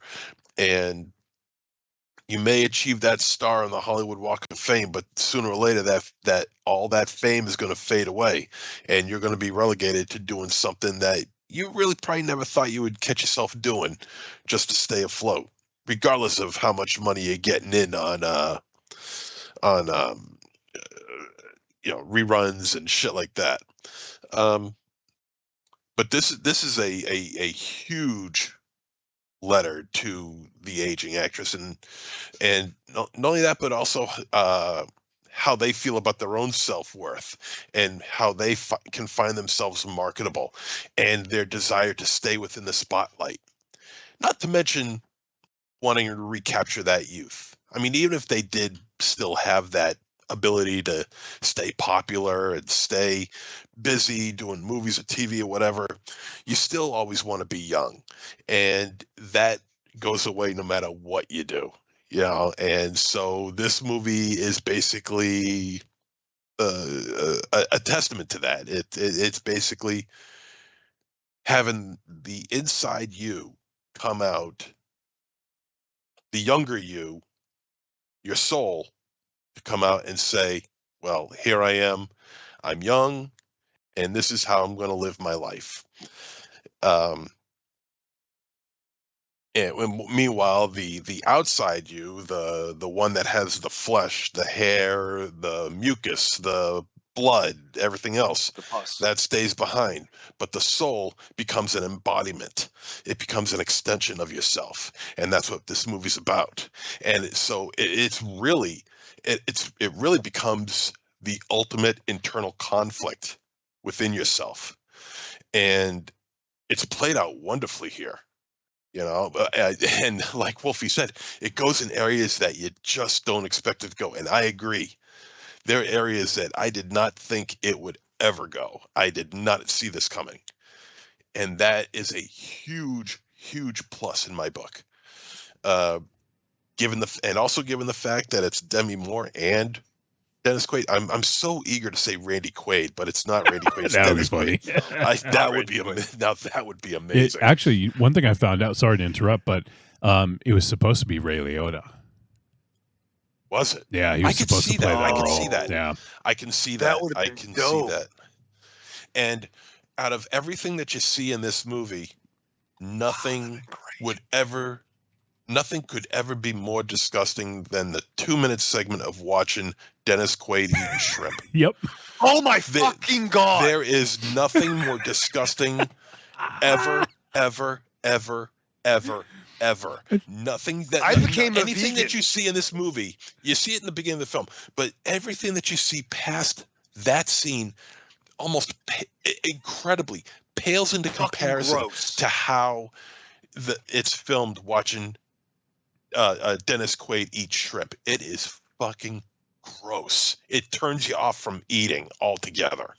The nastiest, most physically grotesque thing I probably think I've ever seen on film. And it showcases it for about 2 solid minutes in slow motion, deep close up, and it's just vile and repellent. And I thought it was great because if that's what's going to show in the beginning, I can only imagine what's going to happen after this. So that's my opening statement. It's just you got to really buckle yourself in for this one. This one is a rough ride. Wow, that was something. All right, Raven Shadow, how about you? I threw up my mouth a little bit. Because that scene was fucking gross. I was watching that with Marion, I think, on Veterans Day. It's nice, right? And I'm like, fucking stop showing him eating the fucking shrimp. We get it. Fucking stop. Like, fucking fast forward the fucking gimmick. Give me the clicker. But first impression going to this was, okay, this is going to be Death Becomes Her through a Cronenberg lens, right? That's kind of what I was thinking.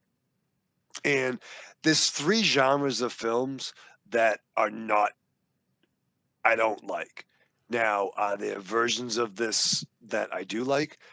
I don't like home invasions. I don't like rape revenge films, and I don't like body horror for the most part. Are there exceptions? Yeah, there are exceptions.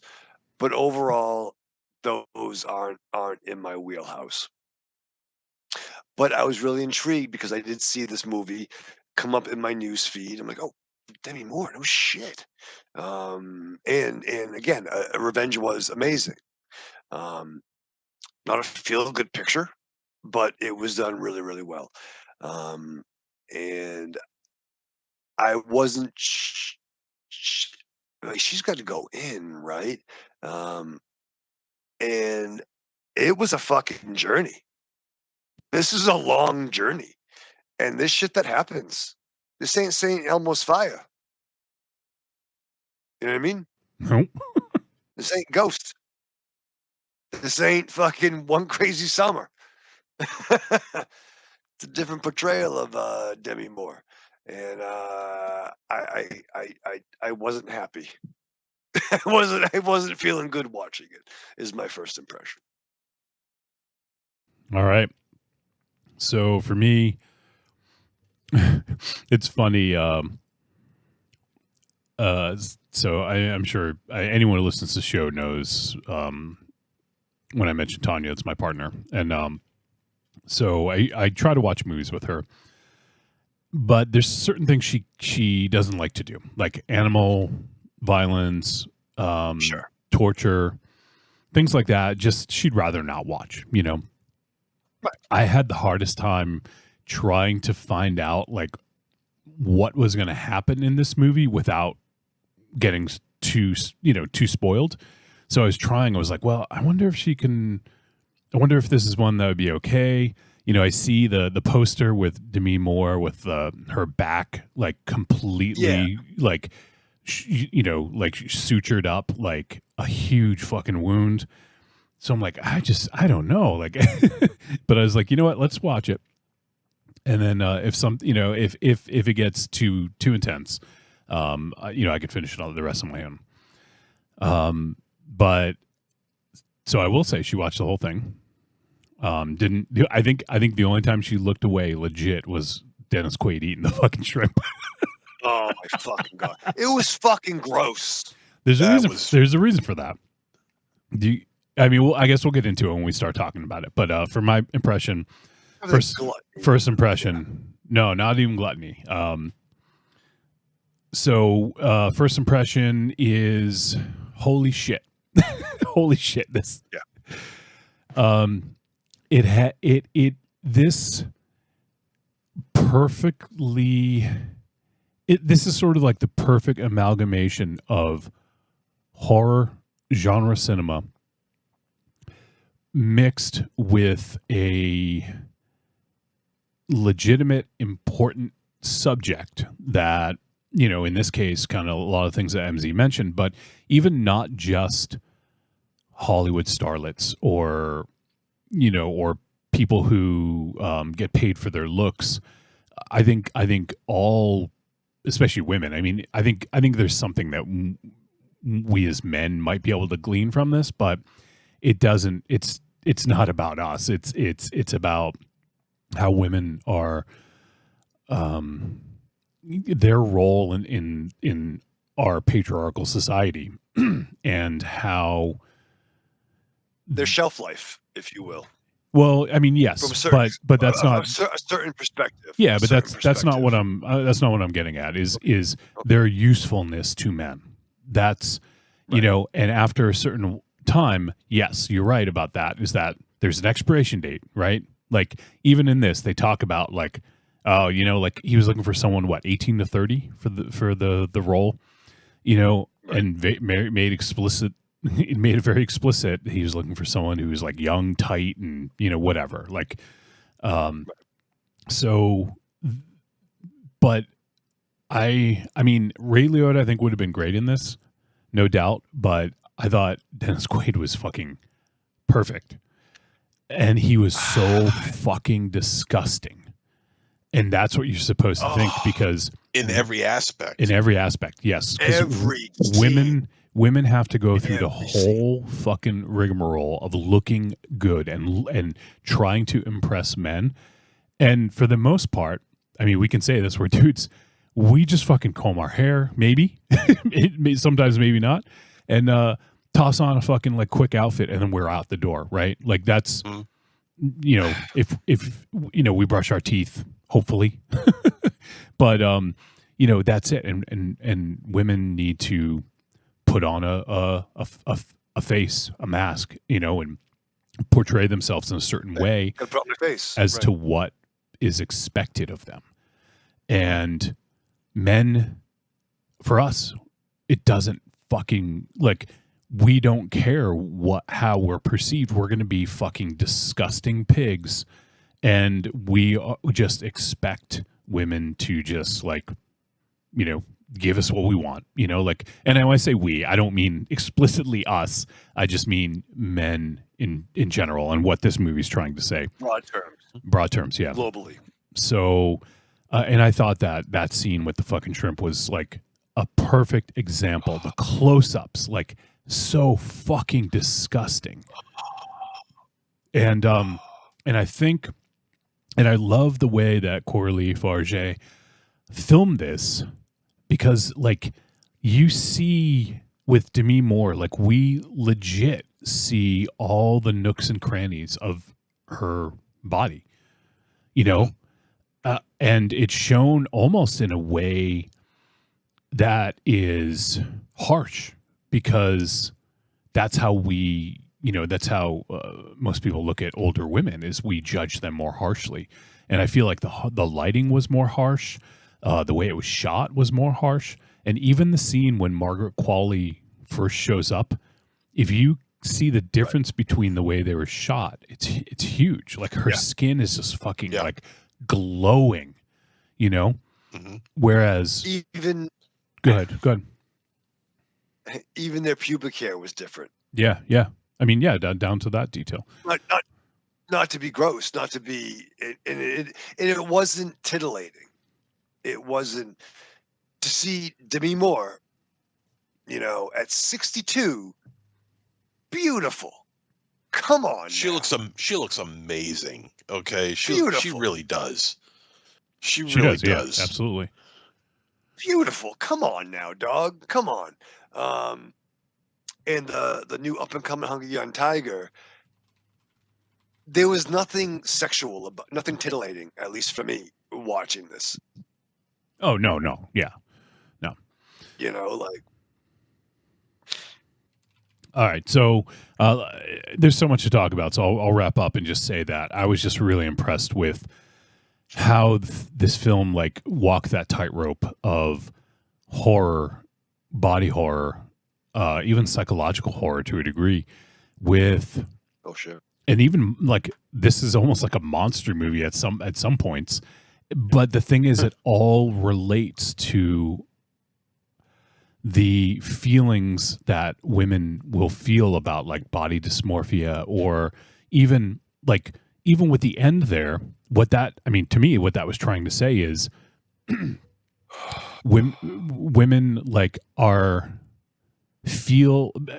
me say this properly. So sometimes women feel that they in order to sort of stay young, they need to have work done, right? Whether it's like Botox or like a tummy tuck or whatever, like things like that. And you know what? I have no problem with it. If a woman wants to and she feels good about it, then absolutely go for it. The problem is that when they feel like they need to do it to live up to expectations that are unfair, that's when it sucks, right? So, right. And the way that this movie culminated with, I guess, her final form, so to speak, to her, she was just trying to please everyone. And like to get on that stage and to do the thing. And that's like someone who gets a ton of work done and just looks like a mutant because their face is falling off. And, like people who get a lot of work done, you've seen it. I mean, even like talking about a dude like fucking Artie Lang, right? Like, I mean, obviously it was from fucking doing so much fucking coke and blow. But he, I think he had, do you guys know, did he have surgery to try to correct that, or was that just I don't think so. Oh, okay. I don't think so. His nose just collapsed. Okay, well, he was like D'Onofrio in that movie, The Salton Sea. I think we had the pig nose. Yeah. So, anyways, like that scene was just fucking brilliant. Like we'll get more into it a little bit later, but I think that this is. I hesitate to like kind of blow my load, so to speak, but like I think this is a masterpiece in so many ways, and just the way that it deals with some really heavy subject matter in such a way that doesn't feel like it's handholdy or preachy or anything. It and I never think that about movies, really. Like, if they're trying to get a message across, then I get it. But it's done in such a way that it's not too in your face and obtrusive that you can't enjoy the actual film part of it, So yeah, I think it's done exceptionally well. And it's a ride. It's a ride for sure. So all right, let's dive in. And again, if you haven't seen this yet, watch it. I think we're going to do our best, but there's only so much we can do to not discuss this, right? Like, well, we don't try to. Well, I mean, come on. I mean, we try no we spoilers, don't try to do it. We try to keep spoilers to a minimum. But when you got three guys talking about a film for about an hour, it's not the easiest. Keeping spoilers out is not exactly the easiest thing in the world, Yep. So, yeah, Well, the first thing I realized about this film is the fact that it's incredible. It's very autobiographical towards Demi Moore, yes, and towards the director, like you were saying. And I was saying that, man, I didn't know that at the time, but Demi Moore I knew, and I'm like, this is just custom made for an actress like her, because she is the kind of person who has had breast augmentation. She has had, some surgical procedures done to keep up a youthful appearance. And you can obviously see that in some of the close-ups of her face, especially under the harsh lighting in the bathrooms. You could see the contours of her face are not exactly natural. You could see that. You could see, when she's naked, and you could see her breasts, and you could see that she had the implants that she used to have taken out, but so she's,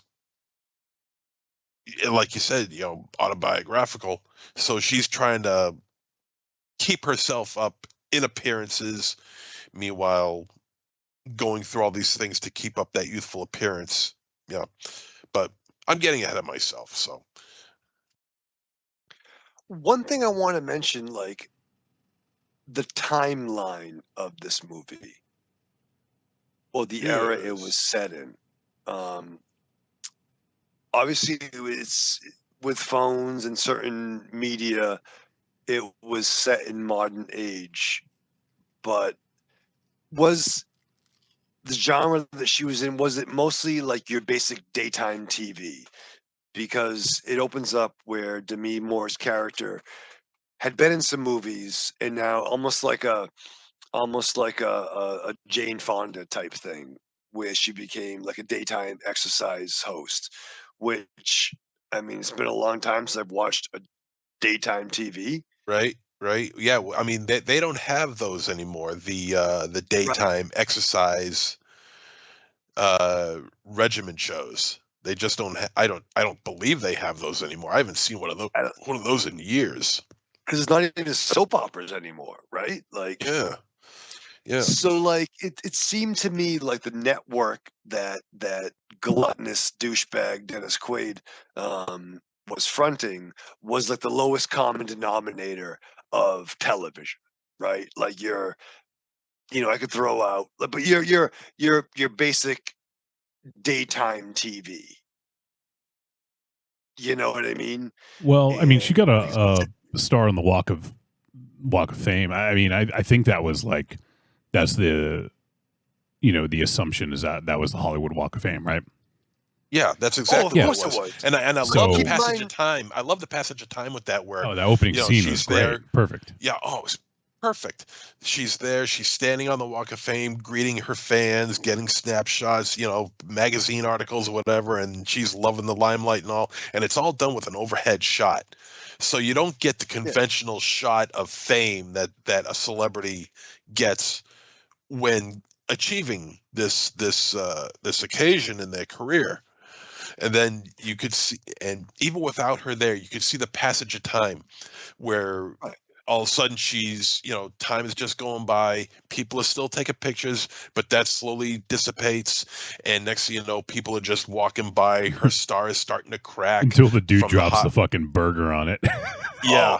Also, he drops the burger, and there's ketchup all over it. And it's just that's a brutal reminder of, I guess, anybody, not just any actress trying to maintain a career in Hollywood, but just about anybody, that Hollywood is a brutal industry, and that you can easily be dropped within a moment's notice and be forgotten about.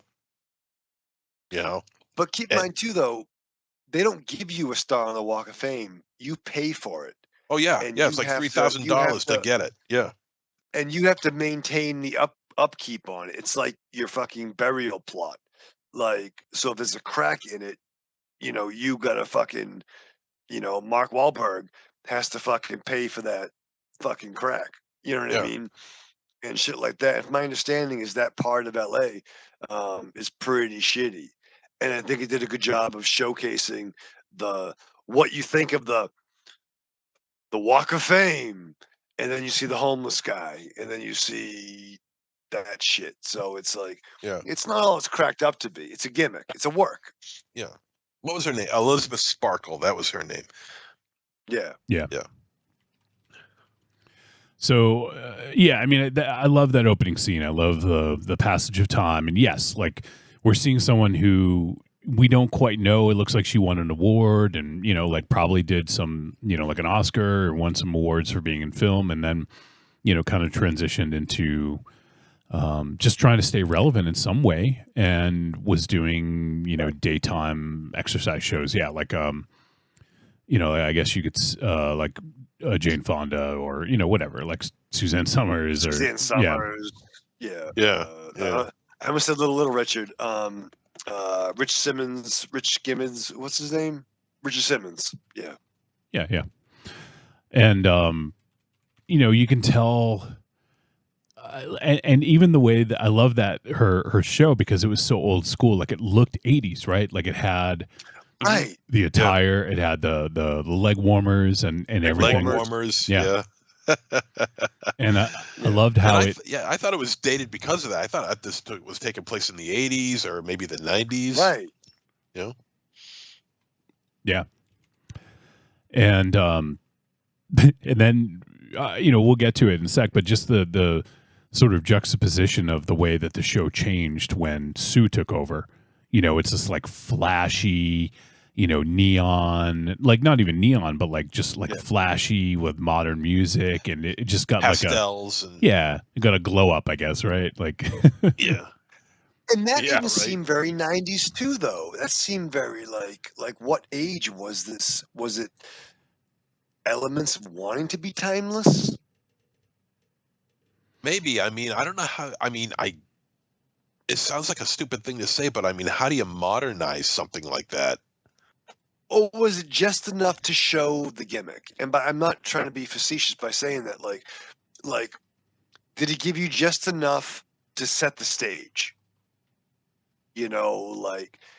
Like the world they were in was less important to the message they were trying to convey.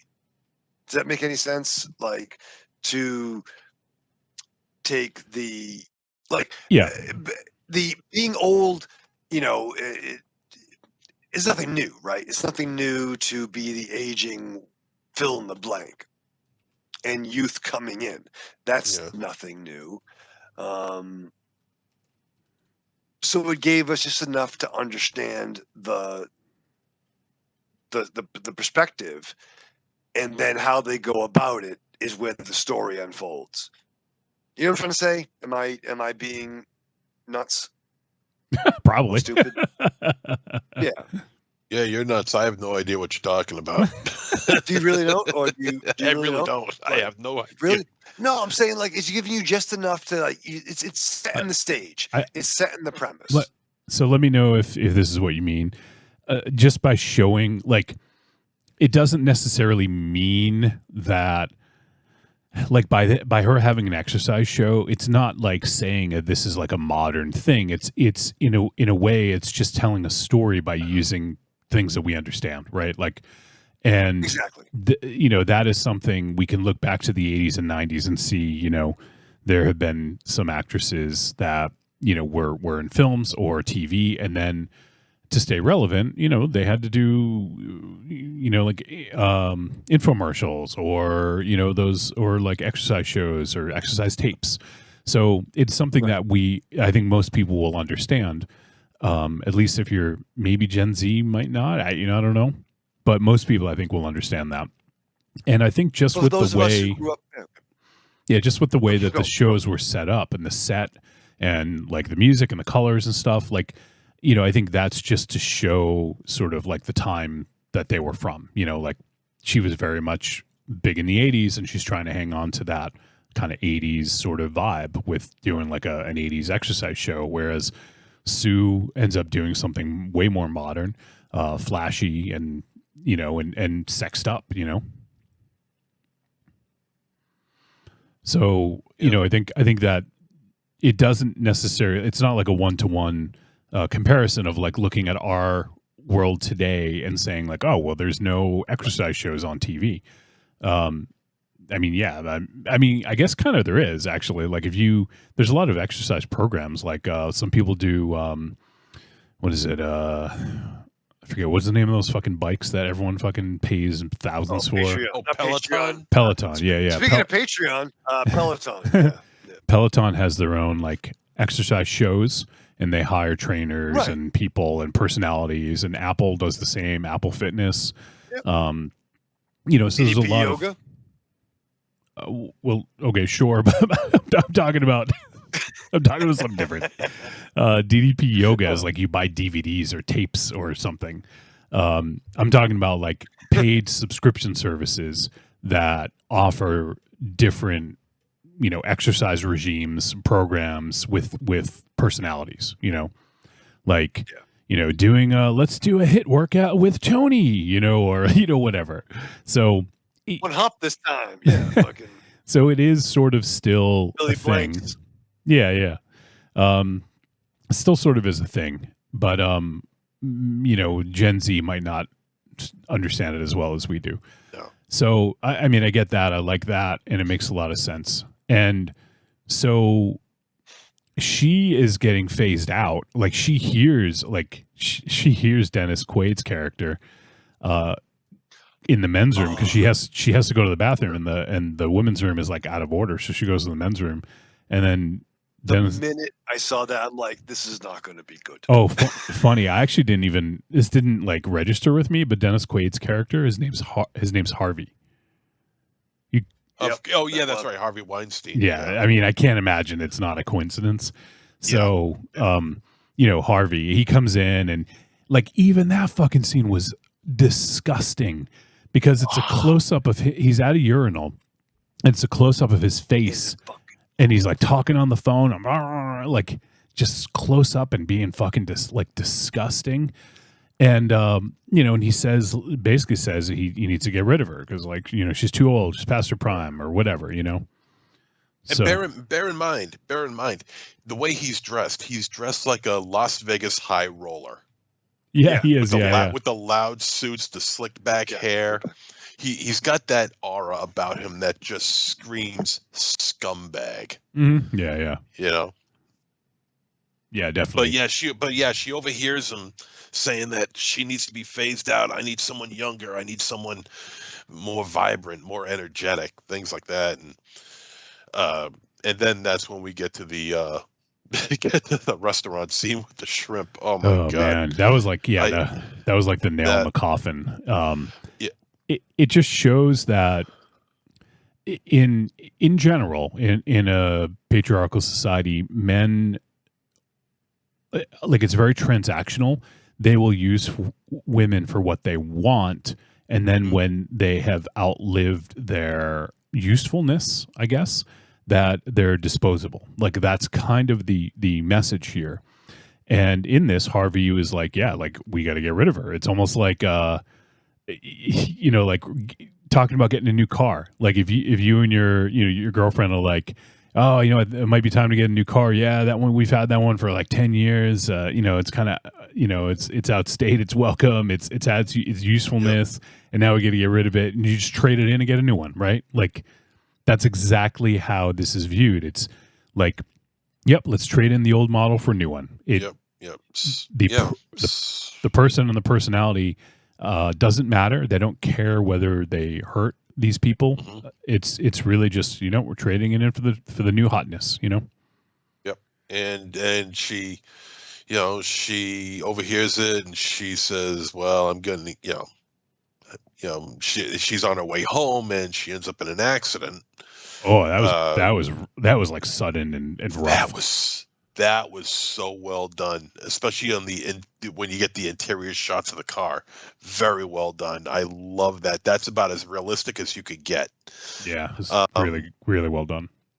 And you know, she's at the hospital getting all stitched up and everything, and you got two doctors talking to her, and one is just continuing on. My wife's a fan and all this other stuff, and she's like, I could care less if your wife is a fan. And his assistant, who has a very unusual look about him, and you got to admit, he just doesn't look quite right.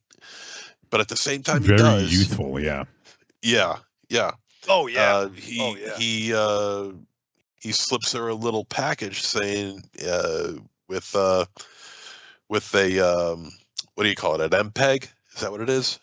No, it's a flash drive. What is it? Flash drive. A flash drive that says the substance on it with a phone number on the back, with a note attached saying it changed my life. And she goes home, puts it in on her TV, watches it, and it's basically this commercial about this something called this stuff called the substance. One thing about that though I want to talk about is when she was in the doctor's office in the hospital, and like he's like, "Oh, you would be a perfect candidate," and she's like, "What?" Like, yeah. And then he starts like examining her back and like feeling like the suppleness of like her skin over her like spine. Yeah, really weird. It's like, what the fuck? And then he gives her like this flash drive and, says the substance on it. And then, like the thing I liked about this is that there's an element of sci-fi to this as well, I think, like, 100%. And that's not really talked about in the genre breakdown, because this is totally like something that could happen in the future, right? Like, I'm not saying just like this, but I could see there already is stuff that, like people talk about fucking Ozempic or like whatever, all this other shit that can help you lose weight. I don't know if it does anything for your age, but or not your age, but I mean your looks. But there's a lot of money around that kind of thing nowadays, is trying to be more youthful and like, vital and everything. So it absolutely is like very relevant for what's going on in the world. Oh, for sure. That's always been a thing. To stop the aging process is always fucking money in that. I mean, that goes down to the absolutely. Fucking snake oil fucking sales. You know what I mean? And this reminded me a little bit of like movies like Eternal Sunshine of the Spotless Mind. And by that I mean where it will take a regular world and put in like a scientific or technology option. Like it will just incorporate right. It takes like our world, level, and then bumps it, and then like the Marvel, you have the regular world, but you have an ultimate nullifier, or a cosmic treadmill, And I actually loved. It's so simple, but I love the whole bit where she goes to like the drop box and this really fucking shady alley.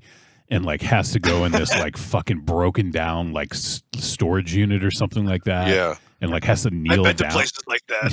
Yeah. Has like kneel down. It was a makeshift address. Yeah. Because obviously there was nothing else going on in this little area ever before. So yeah, it's really shady black market, but yet it feels very high tech because once you're in there, once you get past all the grime and the grit and the dirt and the slugs and all the other stuff, you enter this white room, and it's basically when you order something from Home Depot, you just put your card up to the door and boom, it pops open, and there it is right there for you to take. You get some lumber. But it reminded me of the bathroom in fucking Desperado. What? When they fucking, the bathroom when they fucking. I mean, I haven't seen Desperado for like 20 years, so. Oh, I see it fucking every day. It's fucking a massive. In your mind, Christ, yeah. In my mind, I think about Antonio Banderas just walking along with his hair flowing a lot. That's what I'm into. So let's see here. So, and even like the messaging. It was really interesting. Like, I just pulled up some stuff. Let me see if I can find it in my browser. Hold on. But he gave the rules. Right. He gives you the rules. Very simple. And well, I don't know. I don't know about this part. It's not very simple. I was confused. I'm like, this should be a fucking video. Well, what I mean is the wording. It gives you just a few words, but yes, it's almost like it can be complicated and you can fuck it up.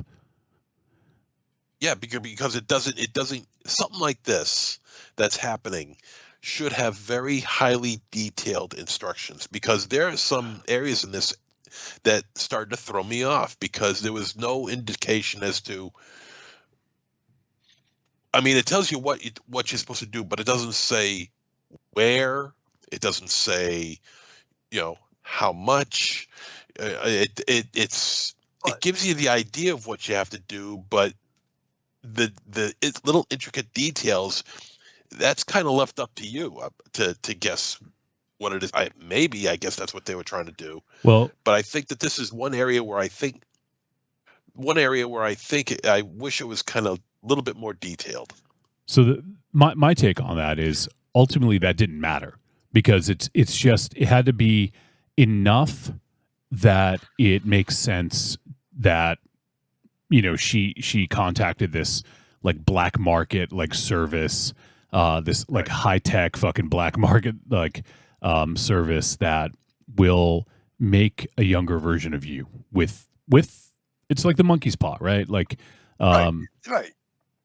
Where it's you have a Faustian bargain. Yes, we talked about deals with the devil, right? Like this is essentially one. If you don't follow it to the T, you're only fucking yourself, right? And it's like I want eternal life, but then I get life in prison. Right. Yeah. But there is no T. It tells you, you have to. I forget what the word was, but you have to use it every week. Every 7 days. Inject yourself every 7 days. Yeah, you have to inject yourself once a day. You have to inject yourself every 7 days. But you have to switch. You switch every 7 days. Right. But it doesn't say, because it doesn't say where do you get this regenerative liquid from. Well, sure, but I mean, there's a certain amount of stuff you just can't show everything, because now you're bogging down with like rules and words. Like that's ultimately, it doesn't matter. You just need to see it. It's one simple sentence. It's not going to bog down an entire film for one sentence. It's just to me, it's not necessary. Like all we need to do is see it. That's all we need to do. And she followed it. She knew the rules. She didn't mess them up by accident. Well. No, she knew the rules. She knew the rules. No. I'm thinking of Sue is doing Sparkle did way ahead. Remember, you are one. Right. Remember, you are one. It gave you the fucking rules. Yeah, you are one. You are. Remember, you are one. Remember, this is you. Cancel this? This isn't a second person. This is you. This is a younger version of you. This is your inner younger self. But what it does is it shows you how the world treats you and how that makes you feel, So Sue was fucking loving life, right? Whereas Elizabeth, not so much. She's dealing with the ramifications of aging, and nobody wants her anymore. And that's when she sees that fucking dude. Let's see. I don't know if I. High school. The high school. Yeah. The high school guy. Oh yeah. Fred, I think was the name. Fred. Which was special interaction. Yeah, and he's like, oh my, like, he knew her from high school, and he doesn't think that like there's any way that she would even remember him, because she's a big star and he's a nobody, and but ultimately he liked her for her. Like, I mean, at least that's the impression we're given. He didn't really care that she was a star. I mean, maybe to a degree, but he wanted to. Go ahead. I think he just saw that beautiful girl from high school, and she looks the same in his eyes. Right, exactly. And regardless of, he's a balding guy. Maybe he had whatever, but like he's not a air quotes perfect person. Right. He just saw someone that he remembered and had a thing for, and he feels the same way at probably 60 whatever as he did when he was 16. Mm-hmm. Yeah. Right. Like Sorry. Yeah. So, I was going to go with that. But I mean, we get to see. So it's really interesting. We're not going to spoil the fuck out of this, but there's certain things that we do need to talk about, and that is sort of like the duality of these two characters. Yes. It talks about it in the synopsis. It says it's a cell replicating substance that temporarily creates a younger, better version of herself. It's not telling you too much. It's not spoiling anything by saying that. But the way in which it happens, maybe we'll kind of keep that close to the vest so people can experience that. But yes, there's rules to this, and it's Sue is the new person, and the thing is, only one can exist at a time. Basically, like they're the same person, but only one body can move through the world at a time. The other one has to be basically tethered to this like food or this like I don't even know what to call it. It was like the packet that had like 7 days worth of food. It basically protein or what? Yeah, it basically sustains the host or the original, and then there's a scene where they have to basically do a fucking spinal tap. It's fucking all kind of horrifying and awesome at the same time. This huge ass fucking needle right in the back, pulls out the fluid, injects it into herself. Boom, she's got vitality. She's young. She's sexy, tight, whatever you want to call it, like tight body. And that's all she does for 7 days. And then after the 7 days are over, with like, you cannot be like a minute late. If you're a minute late, you'll start to feel the effects. I won't talk too much about the effects, but it's just one of those things. You have to follow the rules. And then what happens is they switch, and then Sue gets the food for 7 days, and then now we can have Elizabeth Sparkle go, and she lives her life for 7 days and regenerates all the sort of vitality and life and fluid and everything. Yep. So that's why you need this balance. Without the balance, it doesn't work. Right. So you have to do it this way. So I think it's a really interesting. I love that part about it, because she gets to live as this, older, aging woman who feels like she is outstayed her usefulness to the world. And then we have this young, young hot girl who everyone just wants to be around. Everyone's gravitates towards her, and so it's almost the complete opposite, right? And so even though they're the same person, they're one. Remember, you're one. Right. The way that they experience the world is different, because one's usefulness is worn out, and the other is like at the height of her usefulness to the world.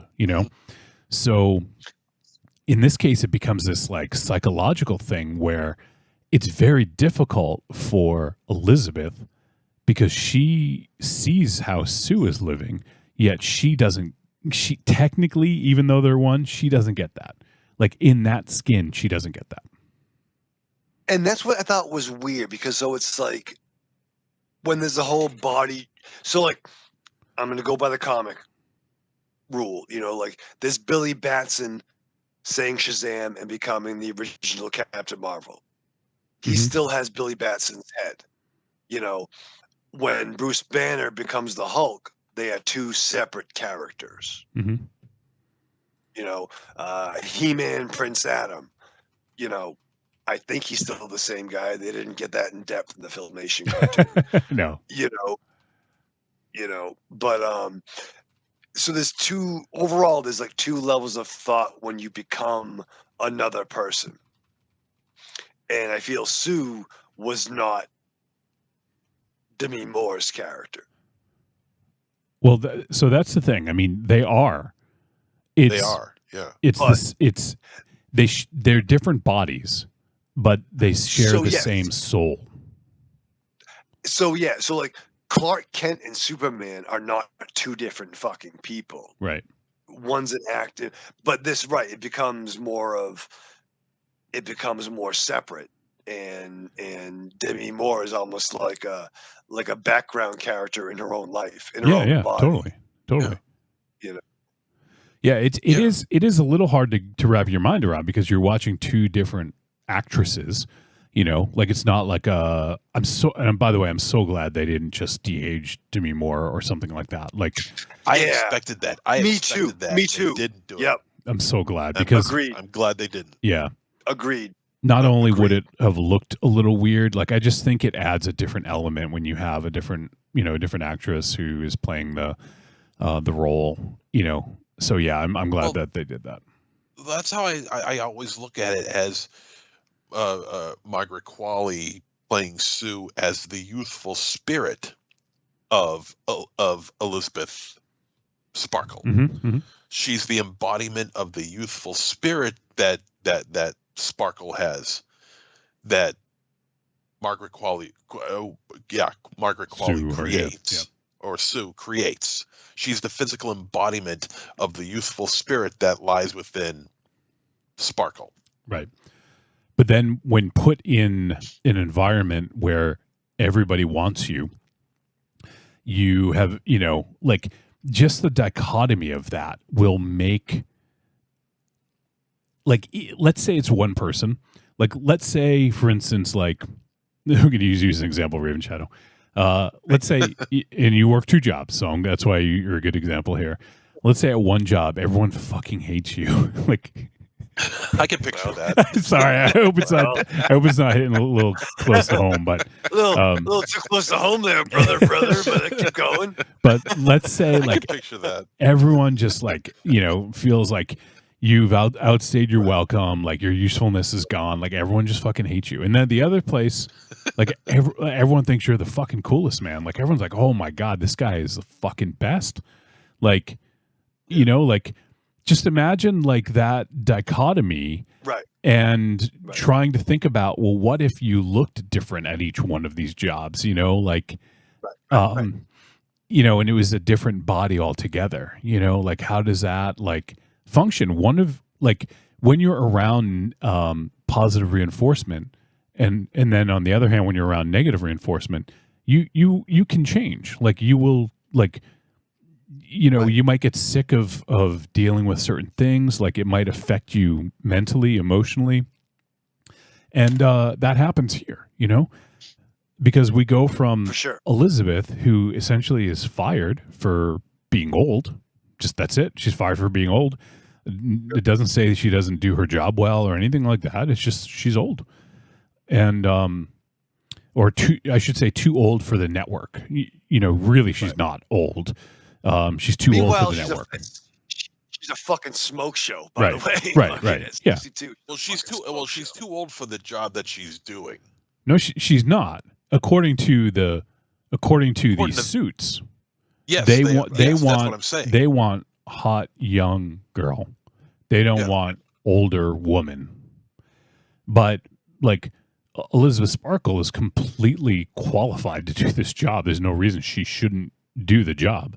Right. So, you know, that's kind of what it's like. And I mean, you can kind of see if you think about that, like if you're treated differently in two different scenarios, like, and then if you split your body or something like that, like let's say you make a fucking carbon copy and only one can exist at a time, and one is having nothing but fucking fun, like going out and like, you know, hooking up and, you know, whatever, like going and having fun, and the other is, you know what, like hiding from the world, feels horrible, and feels that she's never good enough and that she can't do anything, like that definitely, you know, this is like why it's perfect for like monster material, you know, like I kind of hate to say that, but it's the world, it's the society that makes her into a monster in a sense. You know, it's not her. She's trying to live up to the standards of what is expected, and in turn, that turns her into a monster, so to speak. You know, it's having the power when great power comes great responsibility, but it's the power gets away from you. Mm-hmm. Yeah. I also like how Quali's character of Sue is aware of who she is. She's aware of the fact that she is just a younger version of Sparkle. And so she does what she can to help continue the process. It's not like she's young and so she's going to run rambunctious, and just do whatever she wants. She realizes she has a responsibility to herself, and in order to maintain Sparkle's life, I guess you could say, by administering her the food that she needs to ingest during the week that she's out, and also as well as to make sure that she's out for the week so that she can so that Sparkle can replenish. So what I'm saying here is that she's aware that she has a responsibility to her older self, and not something where she can just run around and do whatever she wants and forget about any responsibilities that she has for her own existence. Yeah. So, I mean, it could have gone easily that opposite direction, where she was just living life and loving it and just not giving a damn about anything in the world. And if they would have done that, that would have been a huge mistake. I love the fact that they maintained her responsibility to her older self. She was aware. I really like that part. Mm-hmm. Yeah. Marion makes a good point here and says the movie starts on Sparkle's 50th birthday, which, yeah, like when she comes in, everyone's saying happy, like, oh yeah, people saying happy birthday. And she even gets a present, which we see later in the movie. Oh my God. Oh yeah. Yeah, but she's that was 62, by the way, playing a 50-year-old. Like that's. What, is she 62? I thought she was 58. No, okay. No, she's in her 60s. I asked. Okay. She's 62. Well, she just had a birthday about a week ago, or not even a week ago. Yeah, Quaid's 72, and he doesn't even look 72, to be honest. He looks great. She was born in 62, so yeah, that checks out. Yep.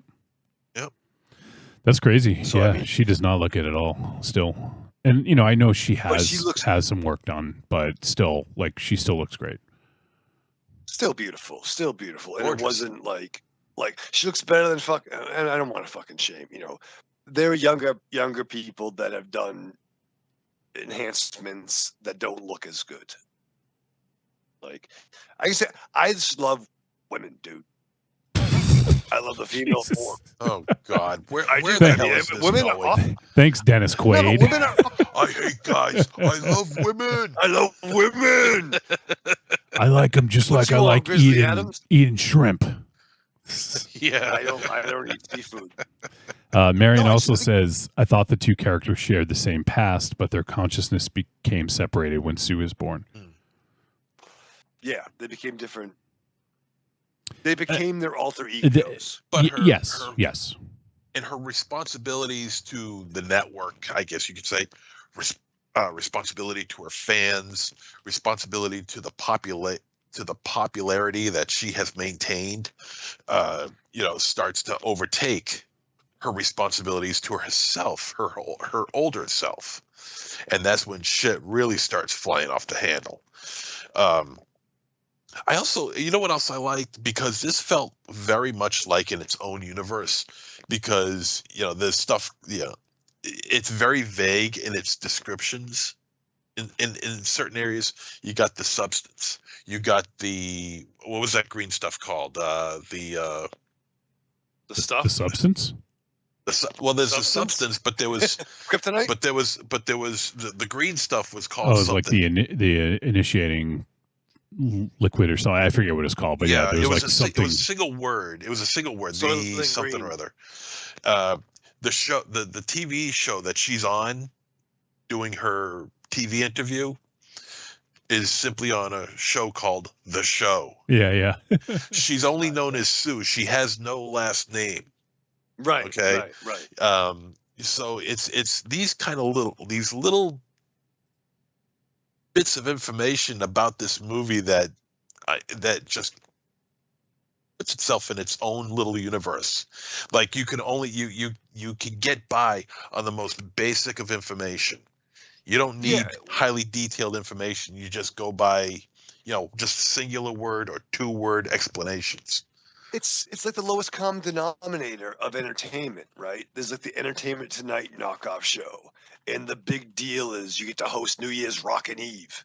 Right. Yeah. Yeah. That's like, hey, Ryan Seacrest, fucking Dick Clark, or those two drunk motherfuckers that are kind of entertaining.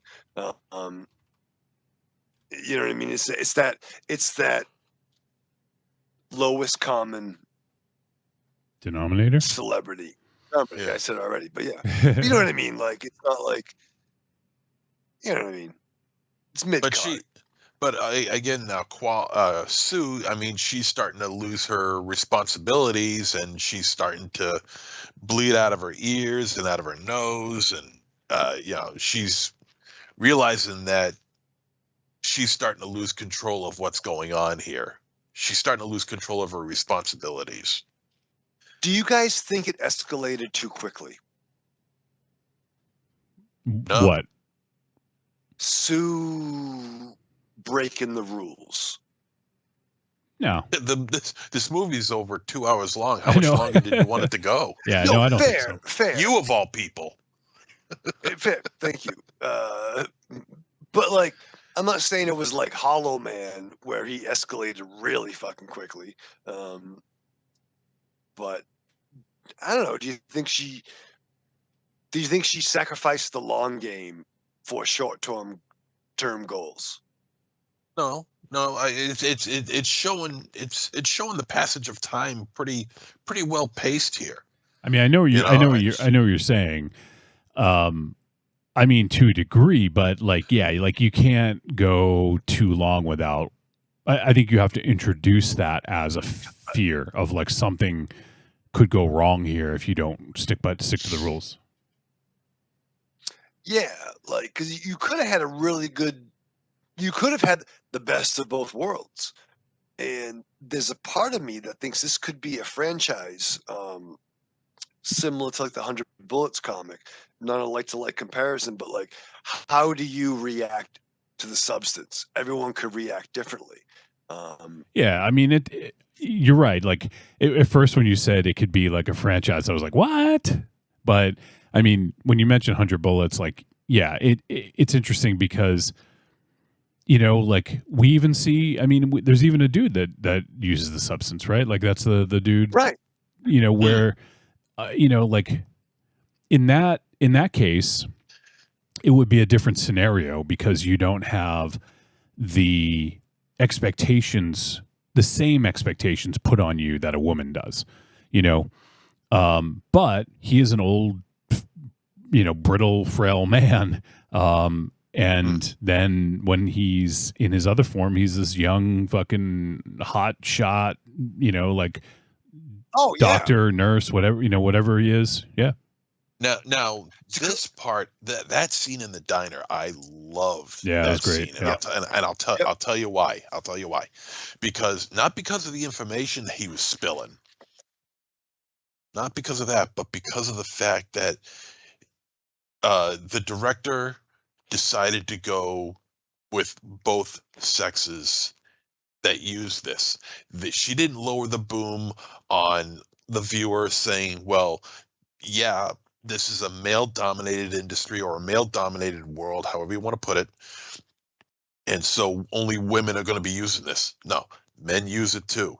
And so men also want to maintain their youthfulness. Men also want to maintain their usefulness. And so being young equals that. So I think the idea of having a man playing the other person that ends up using this substance in the film it was just great. Because if it was a woman, I feel like they would be lowering the boom on the viewer, saying that, well, only women need to use this stuff because this is how women are treated. I think we got the message strictly from Demi Moore's character and from her performance alone. We didn't need any more. So we set it off to the opposite sex, the male side, and just to balance it out a little bit. And I love that. Actually, it's interesting now that you're talking about it. The way that they're set up too is like they're like diagonal from each other, like almost like opposite sides of a coin, right? Or yin yang. Like, you know, like I feel like the way that they were set up in that restaurant or whatever it was that they were in, diner, was you know, I think the setup of it, the framing of it was purposeful, you know, of sort of like looking that way. But yeah, I think you're right. It's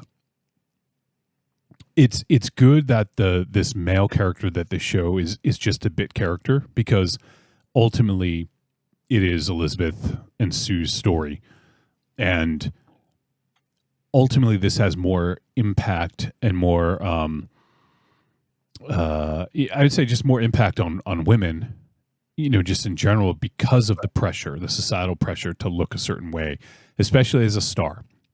Because guys can age as stars, and you know what? Like, it doesn't really hurt their ability to get roles. Usually, not all the time, but usually. Like, look at for instance, like Brad Pitt. Like, what is he? Is he in his 60s now, or is he still in his 50s? Okay, he's in his 60s now. He looks great. But yeah, it's ridiculous. You haven't He is seen 60. Yeah, he's 60. Once Upon a Time in Hollywood. But goddamn, if this is his final form, goddamn, is he an attractive man? Yeah, and you know, and that's just I mean, just using him as an example. I'm sure there's others we can use, but like that dude is fucking 60. I'm sure he's had some work done too, you know. But it's a different standard, and he can actually age and get older. Like, look at I mean, Clooney's had gray hair forever, I think, but you know, like someone who aged and their hair got gray or something like that. Like, women can't do that. Like in Hollywood, they can't do that. You know, right? Steve Martin, Clooney were gray my uncle was gray in his teens. You know what I mean? Like, there just happens. Wilford Brimley was fucking gray in his fucking teens. We are all older than Wilford Brimley in the fucking thing. In Cocoon, or in the thing, yeah. In Cocoon.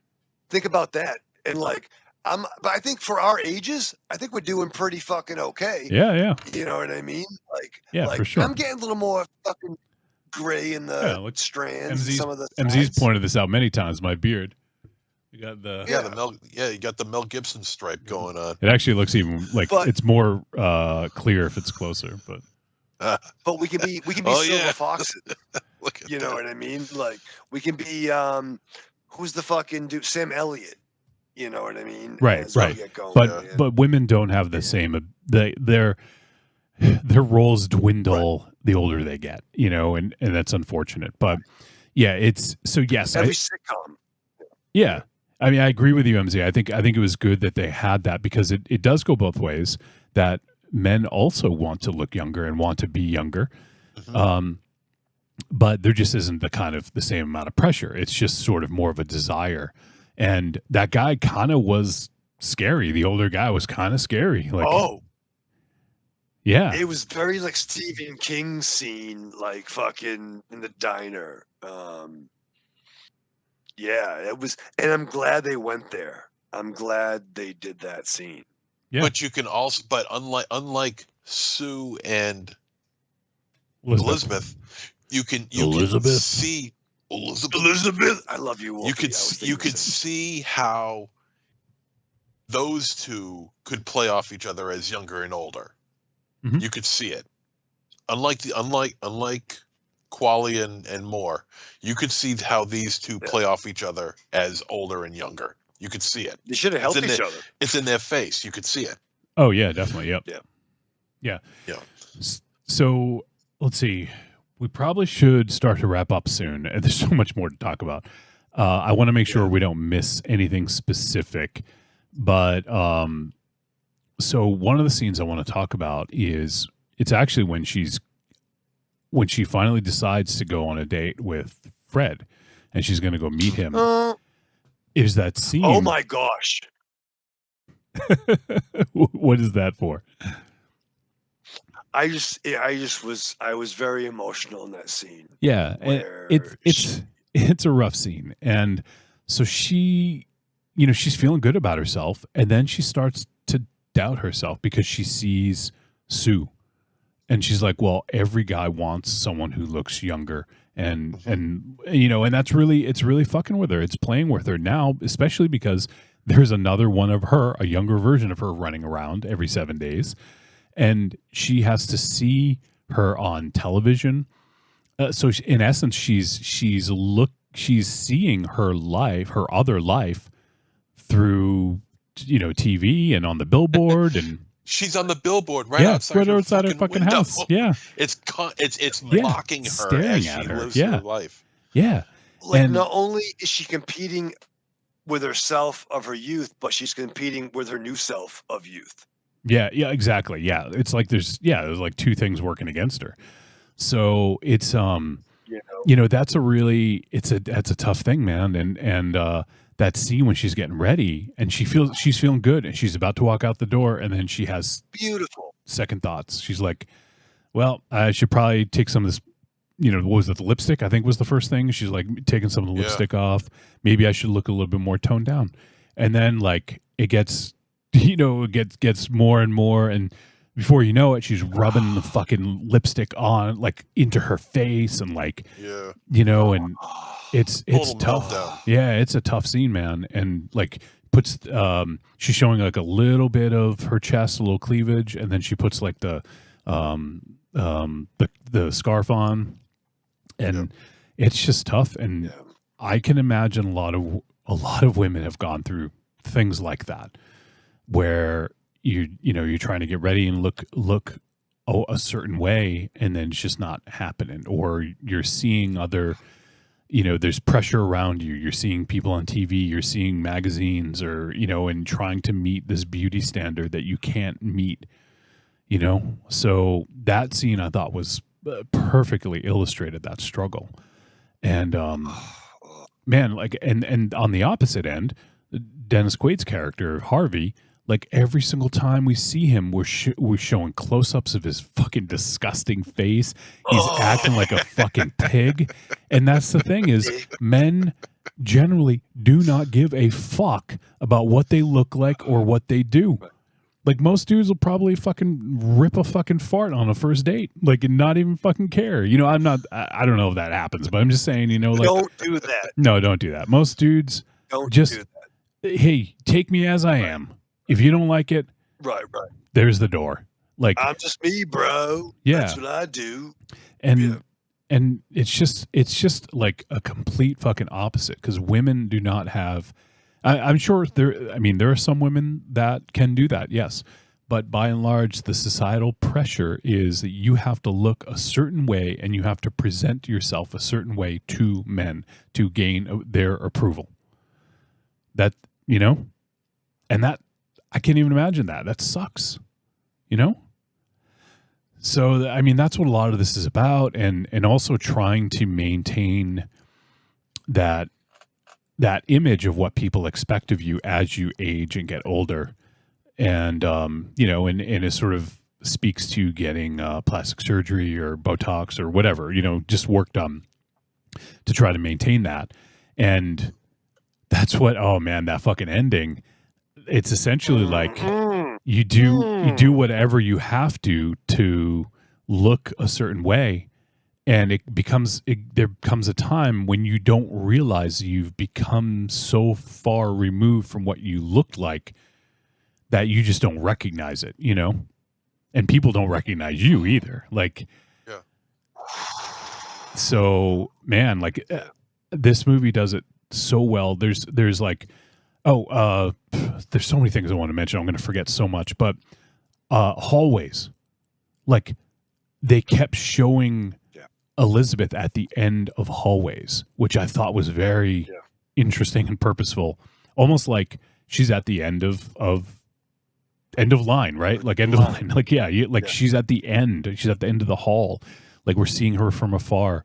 There was so many scenes of that. The fucking, oh my God, the fucking teeth. This is later on when the The teeth and the nails. Jesus Christ! Fuck that! I fucking You hate did not that, I look know. at that, and Marion had to be like, "Close your eyes, close your eyes." Fuck you, movie. Fuck you. Yeah, there were more than there were more than several times where I was like, oh, I was like aghast at what I was looking at, and I was like applauding it at the same time. I'm Yeah, like, the same. terrific. I'm not a big fan of teeth or fingernails getting removed. I can watch it, but I'm just like, it does make me like, gives me the creeps a little bit, and there's not much that does. But we got that in like one scene, and holy shit, like that was just so well done.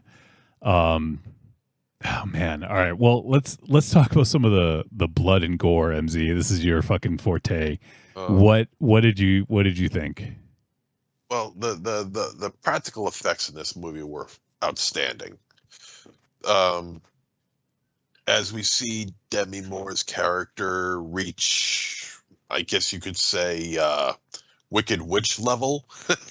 I guess you could say. Yeah, no, kind of. Yeah, no. Like it's more like like we see like Mother Maiden and Crone in this in a way, you know? Like yeah. Yeah. I mean, things are just starting to get gnarly on her, and it's just not looking good at all.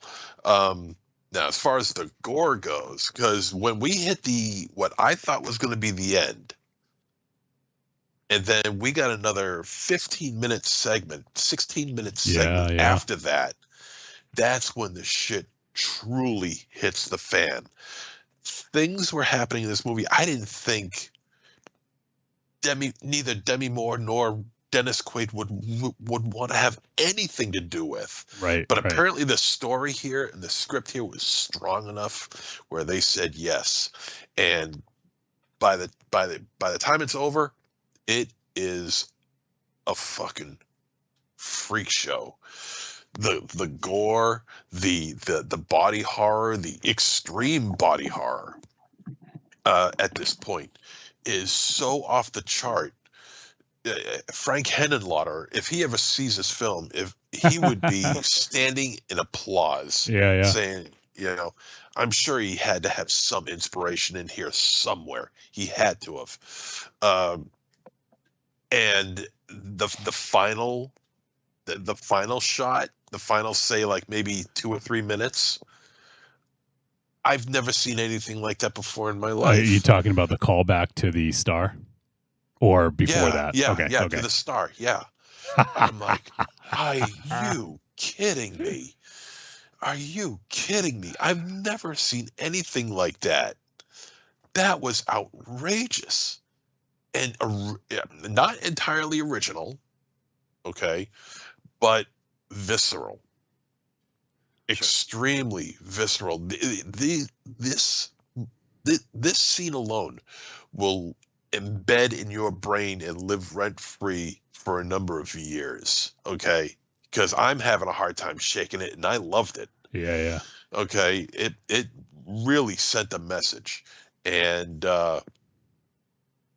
just the extreme levels that this movie went to prove its point, to tell its story, is incredible. Absolutely amazing. I was floored. I couldn't believe what I was seeing. We were just talking about the gore a little bit, Raven Shadow. There's that scene at the end. I don't want to say too much about it, but during the I guess her big performance. I don't even know. Like, I have some thoughts about that. In essence, though, it's sort of, kind of some of the things that we've been talking about, but that arterial spray. Yeah. Holy fuck. That was right out of Tenebrae. What the fuck? I feel like, what the fuck? I feel like fucking DC 10 over here. This wasn't fun. It's impressive. Like, that last scene in the theater is impressive. I don't even. It's something. And also, I've never seen something, this object, get thrown up before. Oh, I don't know if I remember now. It got thrown up, puked. An object out of. How do I not remember? Out of a mouth. Oh, I don't know either. Okay. It was like kind of like finger quotes mouth, right? Like, yeah. Okay. Yeah. Because of this, I'm gonna add John Carpenter's The Thing to this. yes. Oh I yeah. have. Yeah. You have to add John Carpenter's The Thing to this because it just keeps growing and growing and growing. And growing and growing. But yes, you're right. Okay, I'm glad you persisted on that because the thing that came out of the mouth was what the fuck. I did not see that coming. And the like where the teeth were, all like next to the eye and on the chest, like that was gross. It wasn't gross. It was fucking terrifying. Like it was a monstrosity that was so well done. I want to see how they came up with that. Like I want to hear like a fucking like commentary about.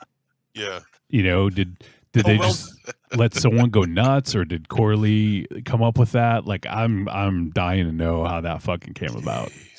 Jesus. A well-done monstrosity. But yeah, you're right. And then the ending, like I have never seen an ending like that. And in a way, it was poetic in the most fucking horrible, disgusting way.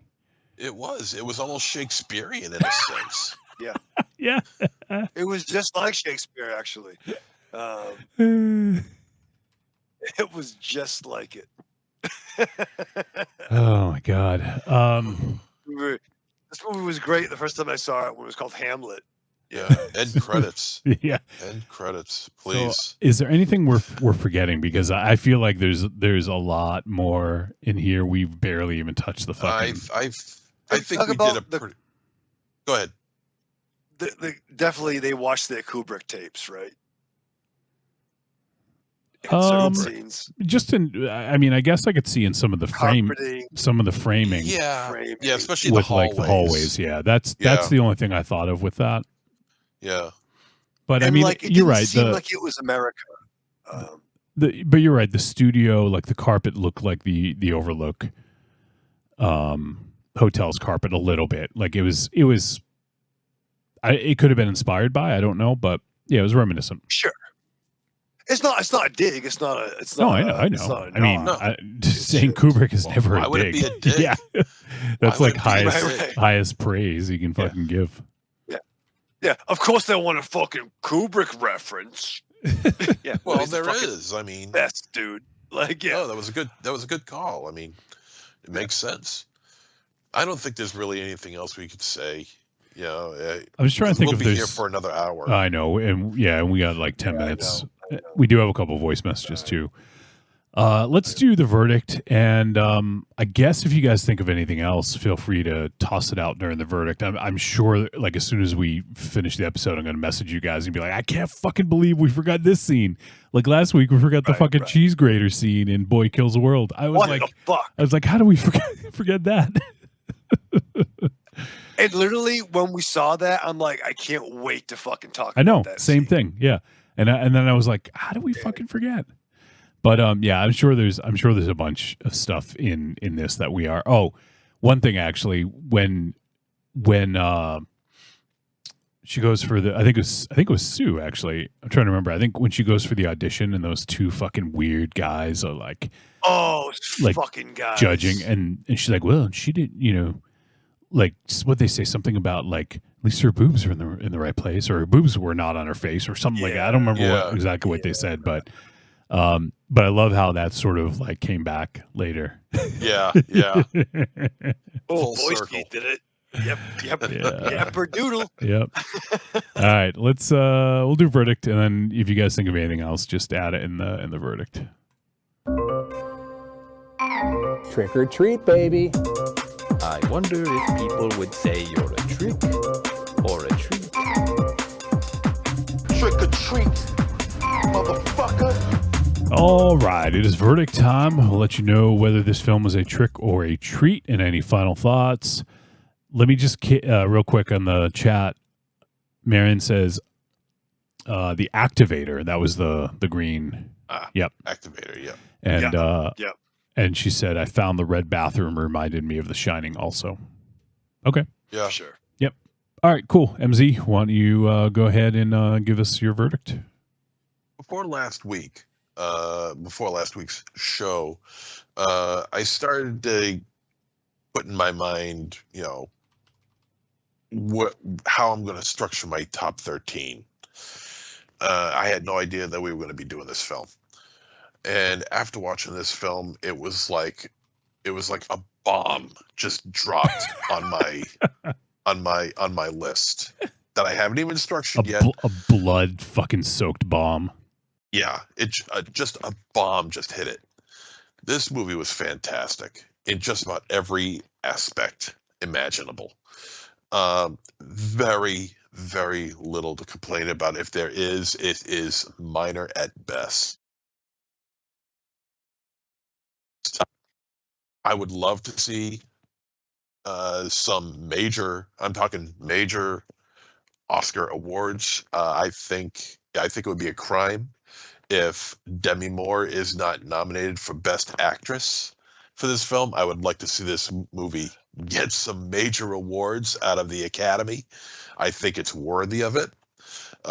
Same thing goes with Margaret Qualley and Dennis Quaid for Best Supporting Actress and Actor. I could see that happening, but I think Demi Moore for Best Actress is its strongest case. The story is, again, not completely original, but there's enough there. There's enough meat on the bone. There's enough shrimp on the Barbie to enjoy a really unusual film. It's intricately shot, very well made. The editing is fantastic. The story is out of this world. The performances are top notch. The pacing of it is great, and it satisfies gorehounds, and the body horror is off the charts. This movie is just an incredible movie, and one that needs to be seen. If not for the gore, at least for the original story and for the message that it sends. Because this is a situation that happens just about every day to actresses all over the world. And not just actresses. I shouldn't just relegate that to actresses, to every woman on the planet. Where if where your youthfulness is slipping away, then the male-dominated industries that employ you don't see you as being a viable I don't know how you would put it, a viable commodity anymore. Once you hit a certain age, out you go. It's like Leonardo DiCaprio. Once you're 25, you're out the door. So this is a huge, huge treat, worthy of anybody who's into masterpieces. This is a masterpiece film. Very little to complain about. Catch it whenever you can, ASAP. This is a big time treat for me. All right, Michael Ravenchattel. It's hard, man. You know what I mean? I guess Father Time comes for all of us, right? And I have to believe the same way I still believe in good guys. Aging is a little bit different. The clock is set back. Rolling Stones are still putting out albums. You know what I mean? Like, there are certain people in entertainment and creative in our real life that are still going strong. And when they do that, they push the clock back for all of us. And I get it. It sucks. It sucks when I see, I'm very body dysmorphic myself. I got my own fucking problems. I fucking hate mirrors. I have a love and hate relationship with mirrors. I'll be honest with you. But you love looking at yourself. Yeah, it's weird. No, he likes hearing but I see all himself. the flaws. But I see all the flaws, though. I do. Like, it's a weird fucking thing. But again, our ages, 40 to 50 something in 2024, is not how it was in 1977 or 84. I don't know why it's different now. This movie is fucked up. Did I have fun? No. It wasn't fun. It wasn't a fun romp. But it was fucking, it went in. And big ups to fucking Demi Moore. And I've always been a huge Dennis Quaid mark. And it does bum me out that we are probably diametrically different on certain beliefs. Oh, you are. Politically. And that fucking bums me out because he was fucking dope back in the day. I fucking love Inner Space. But no, Demi Moore, big ups to her, man, and big ups to the other one. Fearless performances. I could look at it and I'm like, I wish there are things I would have liked more. I would have liked more of a journey of maybe Demi transitioning to like her new powers, if you will. But this movie did the assignment. It was what it was supposed to be. And if you saw Revenge, there is some blood scenes. Like, there are scenes where I was like, oh, yep, this is that fucking same director. And I'm fascinated if this gets more and more like of a push in recognition. If normies see this and they're like, oh, I like Demi Moore. I enjoyed fucking Ghost. And I like Dennis Quaid in fucking whatever the fuck. You have no there's gonna be a idea. lot of pearl clutchers angry. Yeah, like I want to see what Demi Moore's up to. Oh, you have no fucking idea, dog. You are fucking gonna have a hard time. Yeah. Like, oh, I would love to be in a theater where like normies watch this and see what happens. But now, was there a point could have shaved 15 and 20 minutes off this, in my opinion. Once the ending was happening, yep, I kind of saw where it was coming. As beautiful as the female form was in some scenes, you could have shaved off some of the asses. That's nitpicking. This movie did the assignment. This movie's fucked up. I don't even fucking know. Was it fun? No. Was it fucking intense? For sure. So definitely was it gross? Fuck yeah. Fuck you, shrimp scene. Fuck you, shrimp scene. Fuck you, shrimp scene. Jesus Christ. Treat. All right. I'll try to keep mine brief here. I'm sorry. No, that's all right. I'm not necessarily saying it to you. Just recognize the time. This is a huge fucking treat. This is a treat of the highest order for me. This film flawlessly deals with some very relevant issues in a way where it fits perfectly into the horror of what you're seeing. And you can almost forget what the message is just by watching the film. But then you think about it, you're like, oh shit, wow, you know? And that, I think that's so difficult to do, to have a movie with a message that like you get so into it, you can almost forget about the message. And then it comes back and you're like, oh shit, you know, just fucking hits you. There's a couple other scenes real quick. I'm just gonna try and name quick. One was how the dude that Sue hooked up with and how Elizabeth saw him as well, and just how the dichotomy of those two interactions was eye-opening, right? Like, if you have something I want, so I'm going to be a certain way. You have nothing I want. I'm gonna not be that way at all. I thought that was really telling. The conversation with the doorway was chilling. Mm-hmm. Yeah. Oh yeah, with the dude across the hall. Yeah. Oh yeah. So and also just I loved a lot of the imagery of like the hallway. We talk about the hallway in the television studio. Like when we first see, and it's Elizabeth, it's lined with pictures of her and her different specials and shows and stuff like that. And then when she leaves, then it's like empty. And then we start seeing like Sue's accolades kind of showing up, you know? I just thought that like things like that were really cool. And I liked the, we got Chekhov's fucking huge ass painting, huge face. Yeah, right. Yeah. Which was really interesting. Yeah, there's so much. I mean, we didn't even talk about like the fucking birthing scene, I guess you could say. That was fucking brutal. Like that looked really good. Suturing up, the suturing was like pretty rough to watch too. Yeah. Everything looks so real and so good in this. Yeah.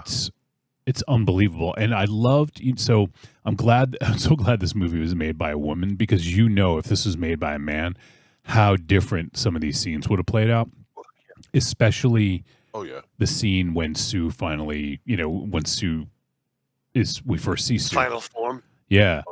And like I thought it was filmed so well, so tastefully done, like as tastefully as you can do that sort of thing, but you have to show this is the male gaze. Like this is how men are looking at her. And it was purposeful to do it that way. Yeah. So I thought it was brilliant. So I can go good. Can I say one thing? Yeah. The scene where things were getting darker and they rewound the tape for the bump on the butt. Oh yeah. Okay, yeah. Okay. The bump on the butt. One other thing. What about the scene when wait, I think that's actually the same scene. But and look, let's see what happened. Elizabeth is using that cookbook. Like that scene when she no, that wasn't the same scene because they couldn't exist at the same time. It wasn't the same scene, but it's in the same. She was watching same it. Idea. Yeah, she was watching her, but when that like was it like eggs like when splashed all over her face or whatever, like that whole fucking scene was maniacal. When she's cooking, I fucking love that. That was so good. All right, we could go on and on, but that's going to do it. That's going to wrap up our discussion of The Substance. Go see this fucking movie. I mean, you could see it for free. Get a 7-day trial for Mubi, MUBI. Just go do it. Download the app. Obviously you can rent this if you want to give this film some of your money. But either way, you can watch it for free on Mubi. Just get that 7-day trial. But you got to see this movie. If you do a list of any sort, I think you just have to add this one in because it could be a part of your list. Like I think it will be for a lot of us. So for some of us anyway. And I think it's fair to say all of us, right? Let's probably. So Coralie Farge. I want this director to make more movies. Yeah. I want this chick to make some fucking another one. Don't call her a chick. No, but it's like, dude. It's like I know, fucking. Yeah, but that's okay when you call us dudes. She's not here to say, "Don't call me that." No, it's a term of endearment. To you. Fucking dope. To you. All right. Well, enough. For crying out loud. So. Yeah, Coralie Farge is, I mean, as far as I'm concerned, she's way up there in directors that I just like am fucking chomping at the bit to see the next flick. I don't know if she has anything on deck, but if she does, I can't wait. Yeah, there's nothing showing up on her IMDb as in pre-production or anything. So, but I don't care. Like, she knows genre cinema, she knows horror, and she does it flawlessly. So, fuck yeah, This is an amazing film. Go see The Substance. All right, next week we actually have another Patreon takeover, and it's because we're playing catch up still. But next week, guys, we're going to be joined by EF Contentment. So fuck yeah. We are doing 2 films that are not recent whatsoever. We're doing a film from 1960 called Awesome. Peeping Tom. Ooh. Has anyone seen this? Oh. You've seen I it, have. MZ? I figured. Yeah, it's I have. it's a Criterion film. Oh, it's in the Criterion collection. Yep, I've seen it. And the other one we're doing is from 1986, and I believe it's I don't know if it's let's see, I think it's a Spanish-speaking film. I don't know if it's from, it's from Mexico, okay. And it's Spanish, and the name of the film is Poison for the Fairies from 1986. So we got some interesting ones. I haven't seen either of these. Raven Shadow, have you seen either? MZ. Well, I know. MZ, have you ever heard of Poison for the Fairies? No. Okay, cool. So at least there's one you hadn't seen. But yeah, Peeping Tom, Poison for the Fairies, EF Contentment. I can't fucking wait.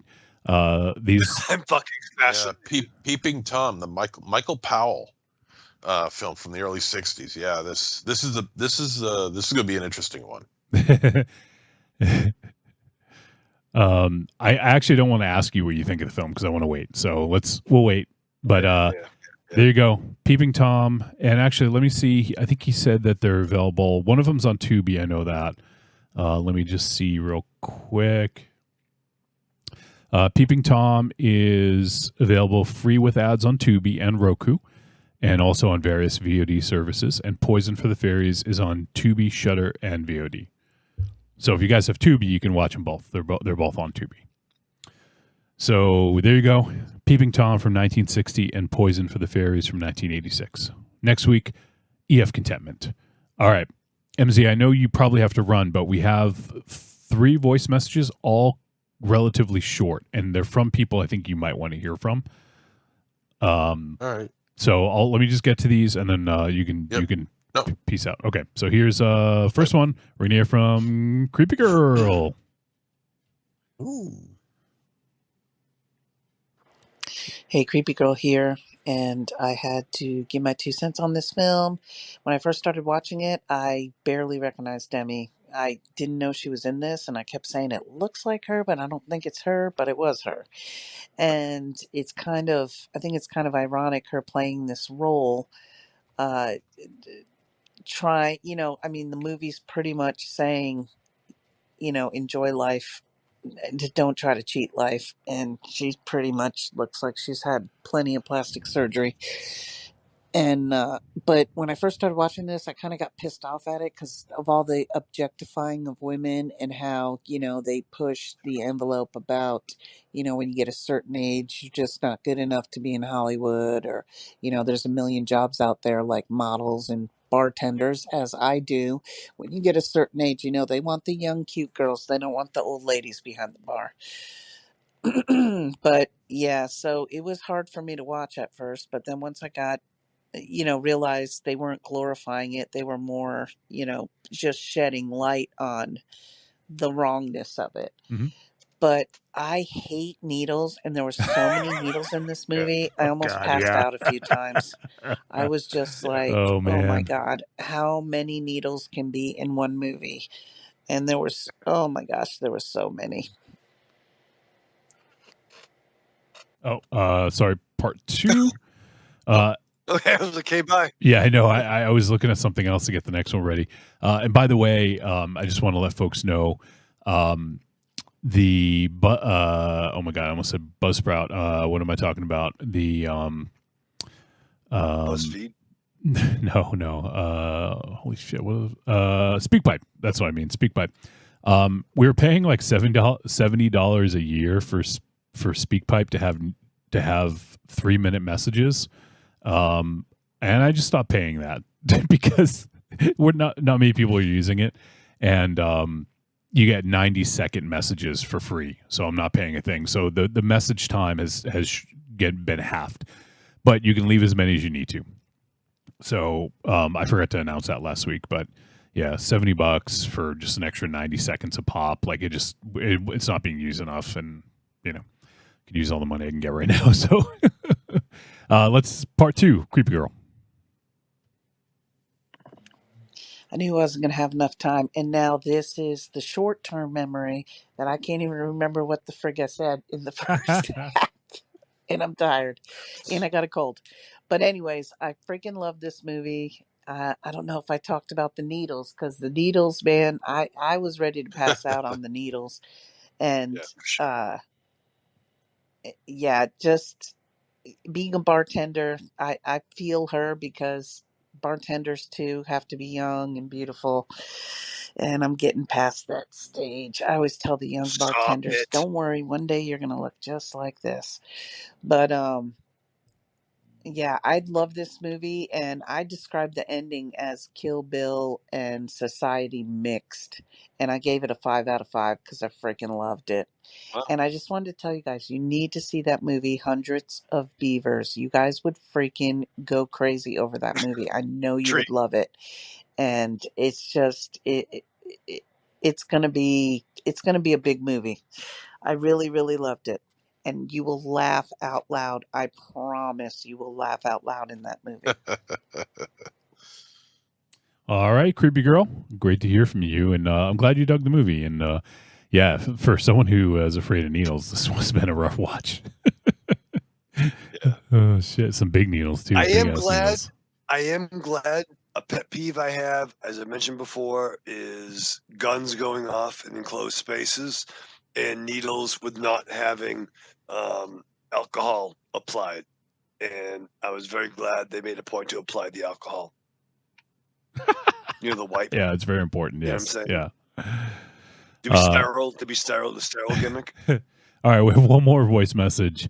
I'm not even going to set this one up. I just want you guys to hear it. I popped when I saw it come in, so I haven't heard it yet. But let's check in and see what's going on. Hi, Ivan's here. Just popping in to answer a couple of questions from the latest episode. I think war is the worst possible way to solve a conflict in a modern world. Thank you, Ivan. But it's hard to say how Russian society feels about it, because you can get fined, beaten by police, or even jailed for making an anti-war statement. I can say that people are getting more and more tired of this war, because it takes a massive toll on their day-to-day lives. People are getting killed, cities are getting bombed, inflation is at its highest, and even if the war stops right now, we're still fucked for decades. Now about blocked stuff. Most of it is blocked by Russian government, rather than service owners. Yeah. YouTube got blocked in August because some major Russian propaganda channels were banned, and Discord got blocked in October for refusing to comply with censorship requests. I also have to roll my own VPN because most of the popular ones are blocked too. Wow. So, there's that. I wish you guys all the best and good luck in the next 4 years. We're going to need it, brother. We're going to need every bit we can shit. What a brother. Yeah. You know what? I realized last week as I was like asking some of those questions, I was like, I know he can't answer some of these fucking questions. Like, legitimately, you can't speak out against the fucking war for fear of retribution of what they're going to do. Wow. It is fucked. And like, yeah, I don't want to get too deep into politics right at the end here, but Ivan, thank you for at least saying what you said and for calling in. It's great to hear from you, man. And such a brother. Friend me on Facebook, bro, if you can. He just talked about all right, Ivan. I know MZ is like 15 minutes beyond his fucking Thank you, bedtime. Ivan. Call me. Call me.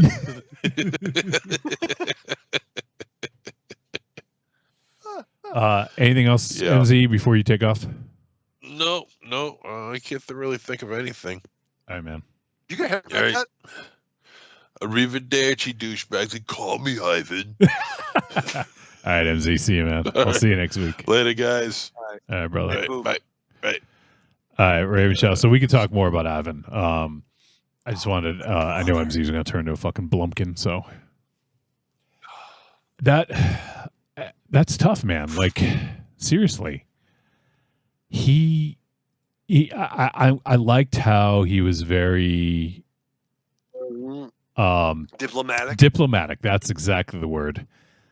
He's on a diplomatic mission to Alderaan. You're part of the Rebel Alliance and a fucking and a traitor. Take her away.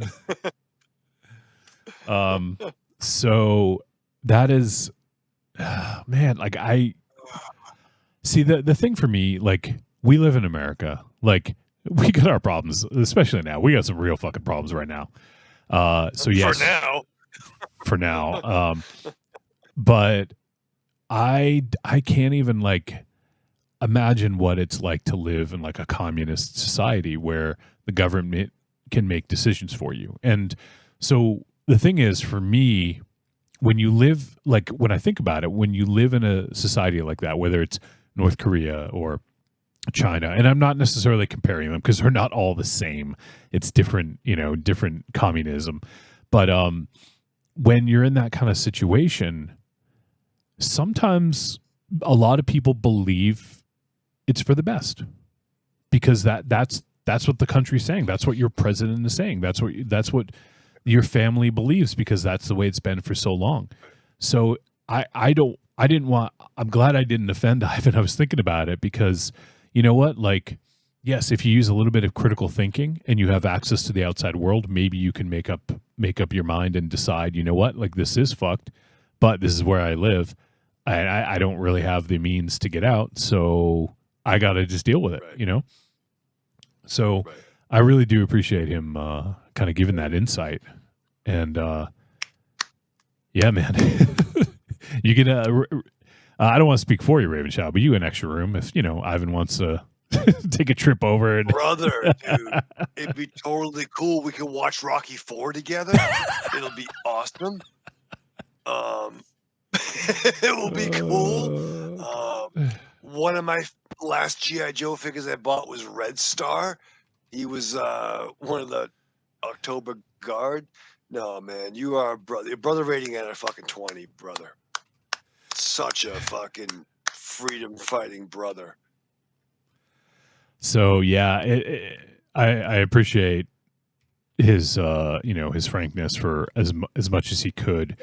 Because like I said last week after I said that, I was like, shit, like I don't want to put him in an awkward position where he feels like he has to answer and, and could get in shit for it, So yeah, but I like what he said, like wars are not the way to solve things. I fucking agree, man. Like fucking agree. It's just I don't know. It's just terrible. It's terrible. I am glad to hear that others are starting to get sick of it there, though, because it help. We can go off the rails, Wolfie, but I gotta believe that brothers and sisters are the same all over the world, despite fucking douchebag political fucking cocksucking bullshit. Yeah, that's stupid. That's a stupid statement, but like. You know what I mean? Yeah, some people are there are some people that are prone to, I don't know, like if you grow up like in like if you grow up in a cult, let's say, all right, you grow up in a fucking cult, and like you're sheltered from the outside world, you don't know any better, right? Like this is all you know, right. So why would you think it was bad? Like you may not like it all the time, but if you don't know what's out there, you don't know it's bad, right? It's funny. Like I made 3 posts from November 6th over a couple of days, and I really struggled. I just had to get some shit out. And I had one feedback from somebody who's an older person that made a point to mention their love of comic books. Mm-hmm. And their comment was something along the lines of, "Oh, I'm sorry your side didn't win, but think about what the good things you have." And then part of me, I didn't engage because I'd much rather have a conversation in real life. Take with that as you will, but it's not Red Sox Yankees. It's not Pepsi versus Coke. Right. There's a level of good guys versus bad guys. Oh, And if you want to lead off your statement with "I read comic books," like, who are the fucking good guys that you read about? Right. And if you don't know who those good guys are, then you're stupid. Like, if you rooted for the Red Skull, then you're a fucking Nazi. Right. Hell Hydra. You know, or like who? Yeah. With Steve Rogers when you need him. You know what's funny is I actually work with a dude named Steve Rogers at my last company. Awesome. People used to call him Captain America, of course. Yeah, no pressure, brother. Yeah. Like, it sucks. It's like, it's not my fault. So My uncle was named Steve. My mom loved him. Yeah. So about that, it's funny. I had a conversation with Tanya recently. Obviously, we've been talking a lot about social media and politics and stuff like that lately, as you do, right? We both commented on your growth, Raven Shadow, and I wanted to commend you, and I'm proud of you.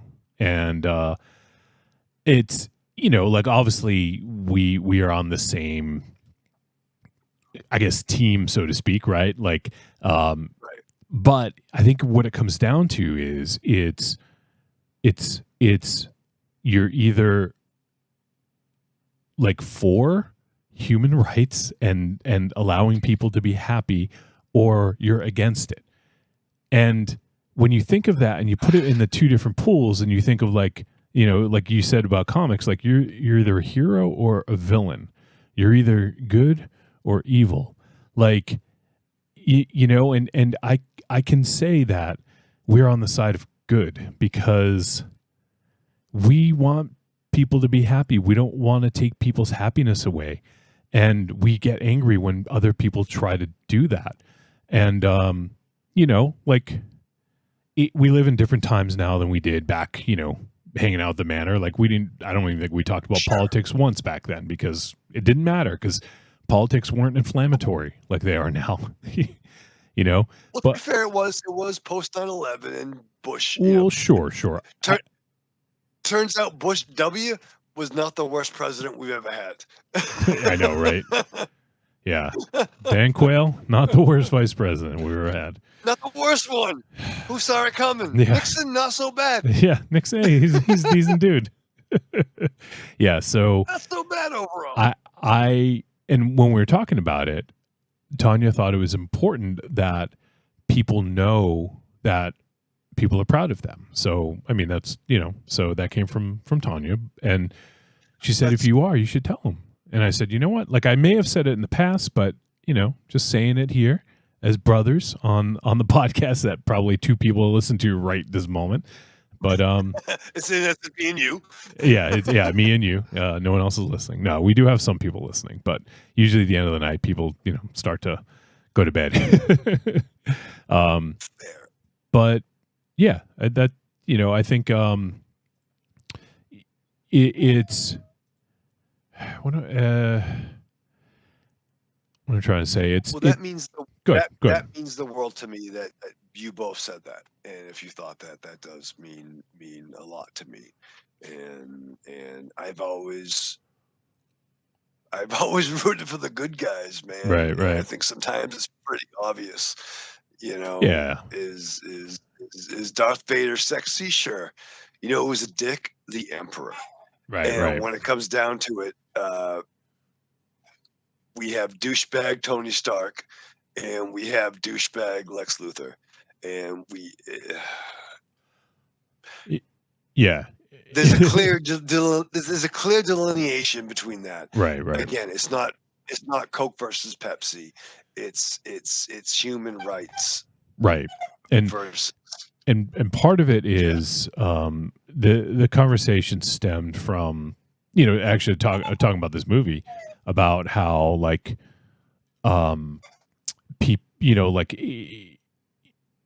men should be talking to other men, like basically to fucking like crush the patriarchy. Women aren't going to be able to do it alone. And it does take men talking to other men about, hey, you should look at it this way, or you should think of it this way, or do you realize what you're doing or how you're playing into this? And then also she said, and consequently, like, alternatively, telling people when they are doing good, like that's important, because it reinforces that and says, you know what, like I see you. I notice, and I think that's awesome, So, yeah, I mean, it goes both ways, and part of it is, like we can do better about telling other people about, what, like that thing you just said, and sometimes on the show, like it's in jest, sometimes there's some things that that are left over from like ways of talking in the past, or things like I know we gave you shit about like the chick thing earlier. Like that's, I know what you mean, but like, so there's sort of but like I'm not trying to be dismissive. It's just, it's like dude, bro. Yes. But there's that whole thing about, so in a way it's like, it is, kind of funning on it a little bit. Like I'm not really calling you out, but it's like, it's fine for us to say, but if there's a woman listening to this that doesn't like being called a chick for some, for reasons, it's not our place to decide that it's okay to say it to a woman, 100%. And I would never want to be like, no, I don't, you shouldn't be offended because I didn't mean it that way. Exactly. Yeah. Cause that doesn't do any good. I would never, that's not, it's fine. Like that kind of thing. But like, no, man, like Mary just said, "Aw." and wait, let me just say real quick. I think maybe I'm right, maybe I'm wrong, but I think Marion gets some of that praise as well. Yeah, no, Marion's fucking. You fucking know me for a long fucking time. I know. You know what I mean? Like, I mean, and yeah. And to be fair, I owe a fucking world to Tanya for helping me come out of the fucking dark ages, So yeah, like, without women helping us, we wouldn't be where we are. Like women make the fucking world go round. Like, is it great to have maybe once a year camping trip with a bunch of dudes? That's cool. But there's nothing in life that is not improved by women being around. Yeah. Like, you fucking dummies. Yeah. Like, you all have moms, right? Like, right. Like the basement you're in, your mom's paying for that probably. Right. And for people to say, "Oh, I don't want a woman running this country," no, but like your mother fucking family, dog. Yeah, your mother fucking held the family together. I'm sure, but but a woman can't handle being fucking president. Like, come on, like. If people didn't vote for Kamala because she's a woman, like get the fuck out of here. Like, get your fucking antiquated thinking out of here. You're like, she is probably the most qualified. Like maybe you don't have to like her policies. That's fine. You don't have to agree with them. But was she qualified? Absolutely. She's been in every branch of government. Like she's the only person. Like, I don't know if it was every person. But if she had been elected, she would have been the only person that had served in all three branches of government. And that's crazy, right? Almost 250 totally years. Stepped to every fucking wannabe dictator on the fucking planet. And we had a chance to have two real fucking leaders in the last fucking whatever the fuck, dude. You fucking reap what you sow, you fucking cocksuckers. Or maybe his fucking followers rape what they sow, because apparently they're fine with a rapist and a racist and I mean, you name it. Totally cool. Felon. Like, come the fuck on. Again, we can talk about Marvel this because versus DC, dog. We can talk about this because MZ's not here. Yeah, it's like if you like, I held back so fucking much, but like, yeah, no, man, like, fucking, and fuck you. I don't want to go too far down this path because it is midnight now and I'm fucking beat. But yeah, the people that he's fucking nominating for his cabinet are the worst fucking people. Matt Gates. It's like literally a who's who of the douchebag Legion of Doom. Yeah. Matt Gates is literally was 2 days away from having a report released about him in Congress that he had sex with a girl in a fucking high school.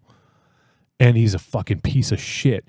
So he quit and now has been appointed or nominated for attorney fucking general. You fucking kidding me? This is like I feel like I'm on like fucking Spinal Tap. Like they can't print that. Like they can't do. You can't hire him. Yeah, you can't hire him. You can't do that. And someone as the I forget Tulsi Gabbard. I forget her fucking position.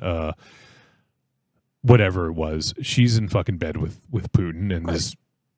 So yeah. Oh, okay. Let's do that. Yeah. Okay. Cool. So yeah, you get fucking Steven Seagal being fucking give him a fucking job. And yeah. What's Hulk Hogan going to be fucking like? I don't know. Fucking the fucking fitness czar. Fitness brother. czar. Yeah. Fitting Trump's fucking ding dong in his mouth. That's what he's fucking down to the base, brother. I ain't got no gag reflex, brother. This 24-centimeter python, brother. Oh man! All right, that's glorious enough. Age of corruption. That's enough. Age of corruption. Yep. It's fun. Age of apocalypse. So all that's to say, Ivan, thank you, man. Thank you, brother. Yeah. And stay living, man. Yeah. LIVIN. But in a true sense, such a brother. And as always, we won't call you out. I know last week I hope you feel like we put you on the spot, but if you ever want to call in again, just whenever you want. It's great to hear from you, and I'm so happy that you're still listening. And please know that you are welcome at our table at any fucking time, man. Absolutely, no matter where you're from. Yeah, it's really what it comes down to. It's like, are you on the side of good or you're on the side of evil? Right. I know evil can be fun once in a while, but ultimately when it comes down to human rights and people's happiness, are you trying to fucking destroy people's happiness, or do you want to let them do what they want to do as long as it's harmless to other people? Wolfie, you see these dog tags I'm holding in my hand right now? Yes. These my grandfather wore this when he was fighting Nazis in Africa and Europe, and he's rolling in his fucking grave. Oh God, yeah, I can't even imagine. He fought for this. You know what I mean? Yep. And I wear these because they kept him safe over there, and this so far has kept me fucking safe, man. But good guys, brothers and sisters, always welcome at the table, man. Yep. That's really it. Like, as long as you don't want people to take away people's happiness, that's really it. Like, we can talk to other people. We could have different political beliefs. That's fine. Yep.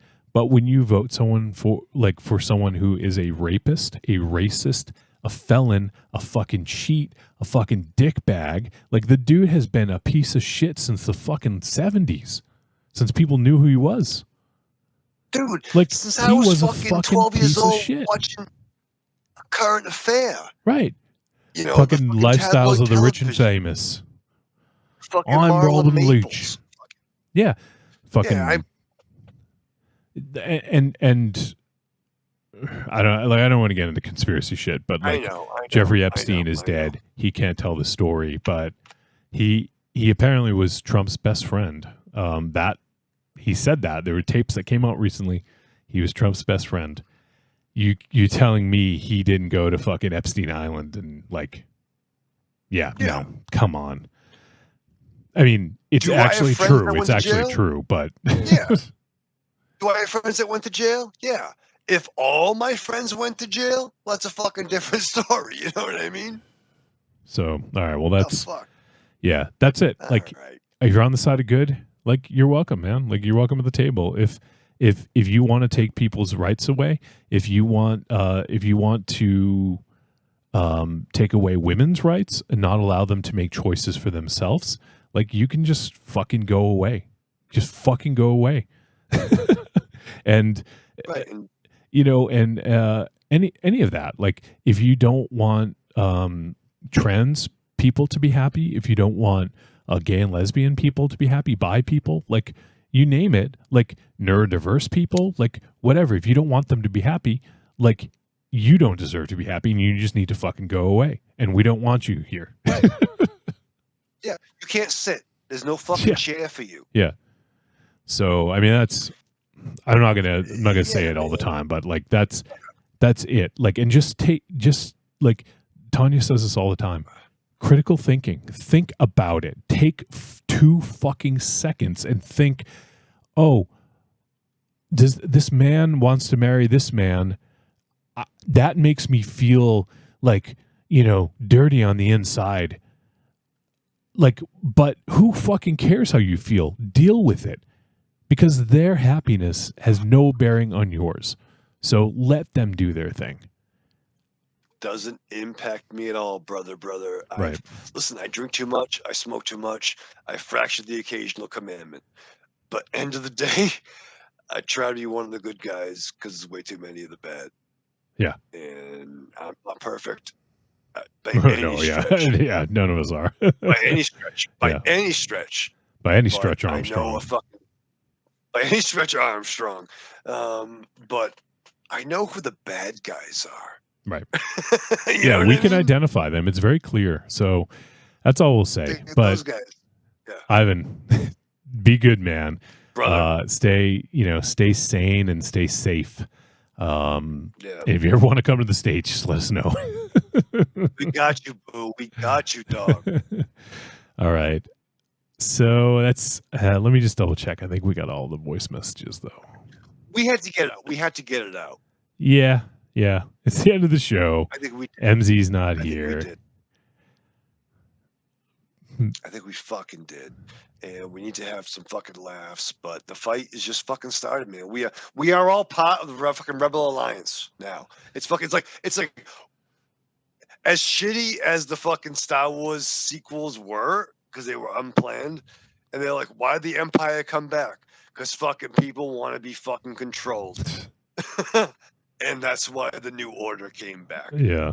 Oh God, don't say New Order. That's It's stupid, right? But you know what I'm saying? they talk though? about It's the like, new fucking world order now. Yeah. Fuck you, dog. All right. Fucking DX all day. All right. No, because those dudes are fucking over on that side. At least some of them. Some, no, not the kid. I'm fairly certain that Triple H and HBK. That breaks my heart. But let's not think about that right now. So, all right, well, that's going to do it. We need to fucking end this shit. Mick Foley's awesome. Mick Foley's awesome, yeah. Kevin Nash is mostly awesome. Jim Cornette, surprisingly, mostly awesome. Oddly enough. Oddly enough. Wicked awesome. I'm going to get, you know what? I am a Cornette guy now. All right. Didn't see it coming. No, I didn't have that on my fucking 2024 bingo card. Wolfie, I love you so much. I love you too, buddy. All right, we could end this shit. So, Raven Shadow, why don't you say goodbye? All right, live fast, love hard. I forgot the line I was going to say for my new catchphrase, but until this time, Enjoy the guilt. Die with your mask on. Oh yeah, live fast, love hard, enjoy the guilt. Thank you, Wolfie. All right. That is going to do it. Yeah, we went a little long here, but we needed it. So go see The Fucking Substance. What are you waiting for? Jesus Christ. Yeah, seriously. Yeah, it's fucking... Yeah. If you want to have fun. Yeah, if you want, hey, you want to forget fucking real life shit and have fun. Yeah, no, that is real life shit, but in a different way. Yeah. All right, well, that is going to do it. So next week we have E.F. Contentment and his Patreon takeover. We'll be doing the films Peeping Tom from 1960 and Poison for the Fairies from 1986. That is going to do it. And yeah, just, hey, be one of the good guys and fucking sit down at the table with us. All right? That's going to do it. We'll see you guys next week.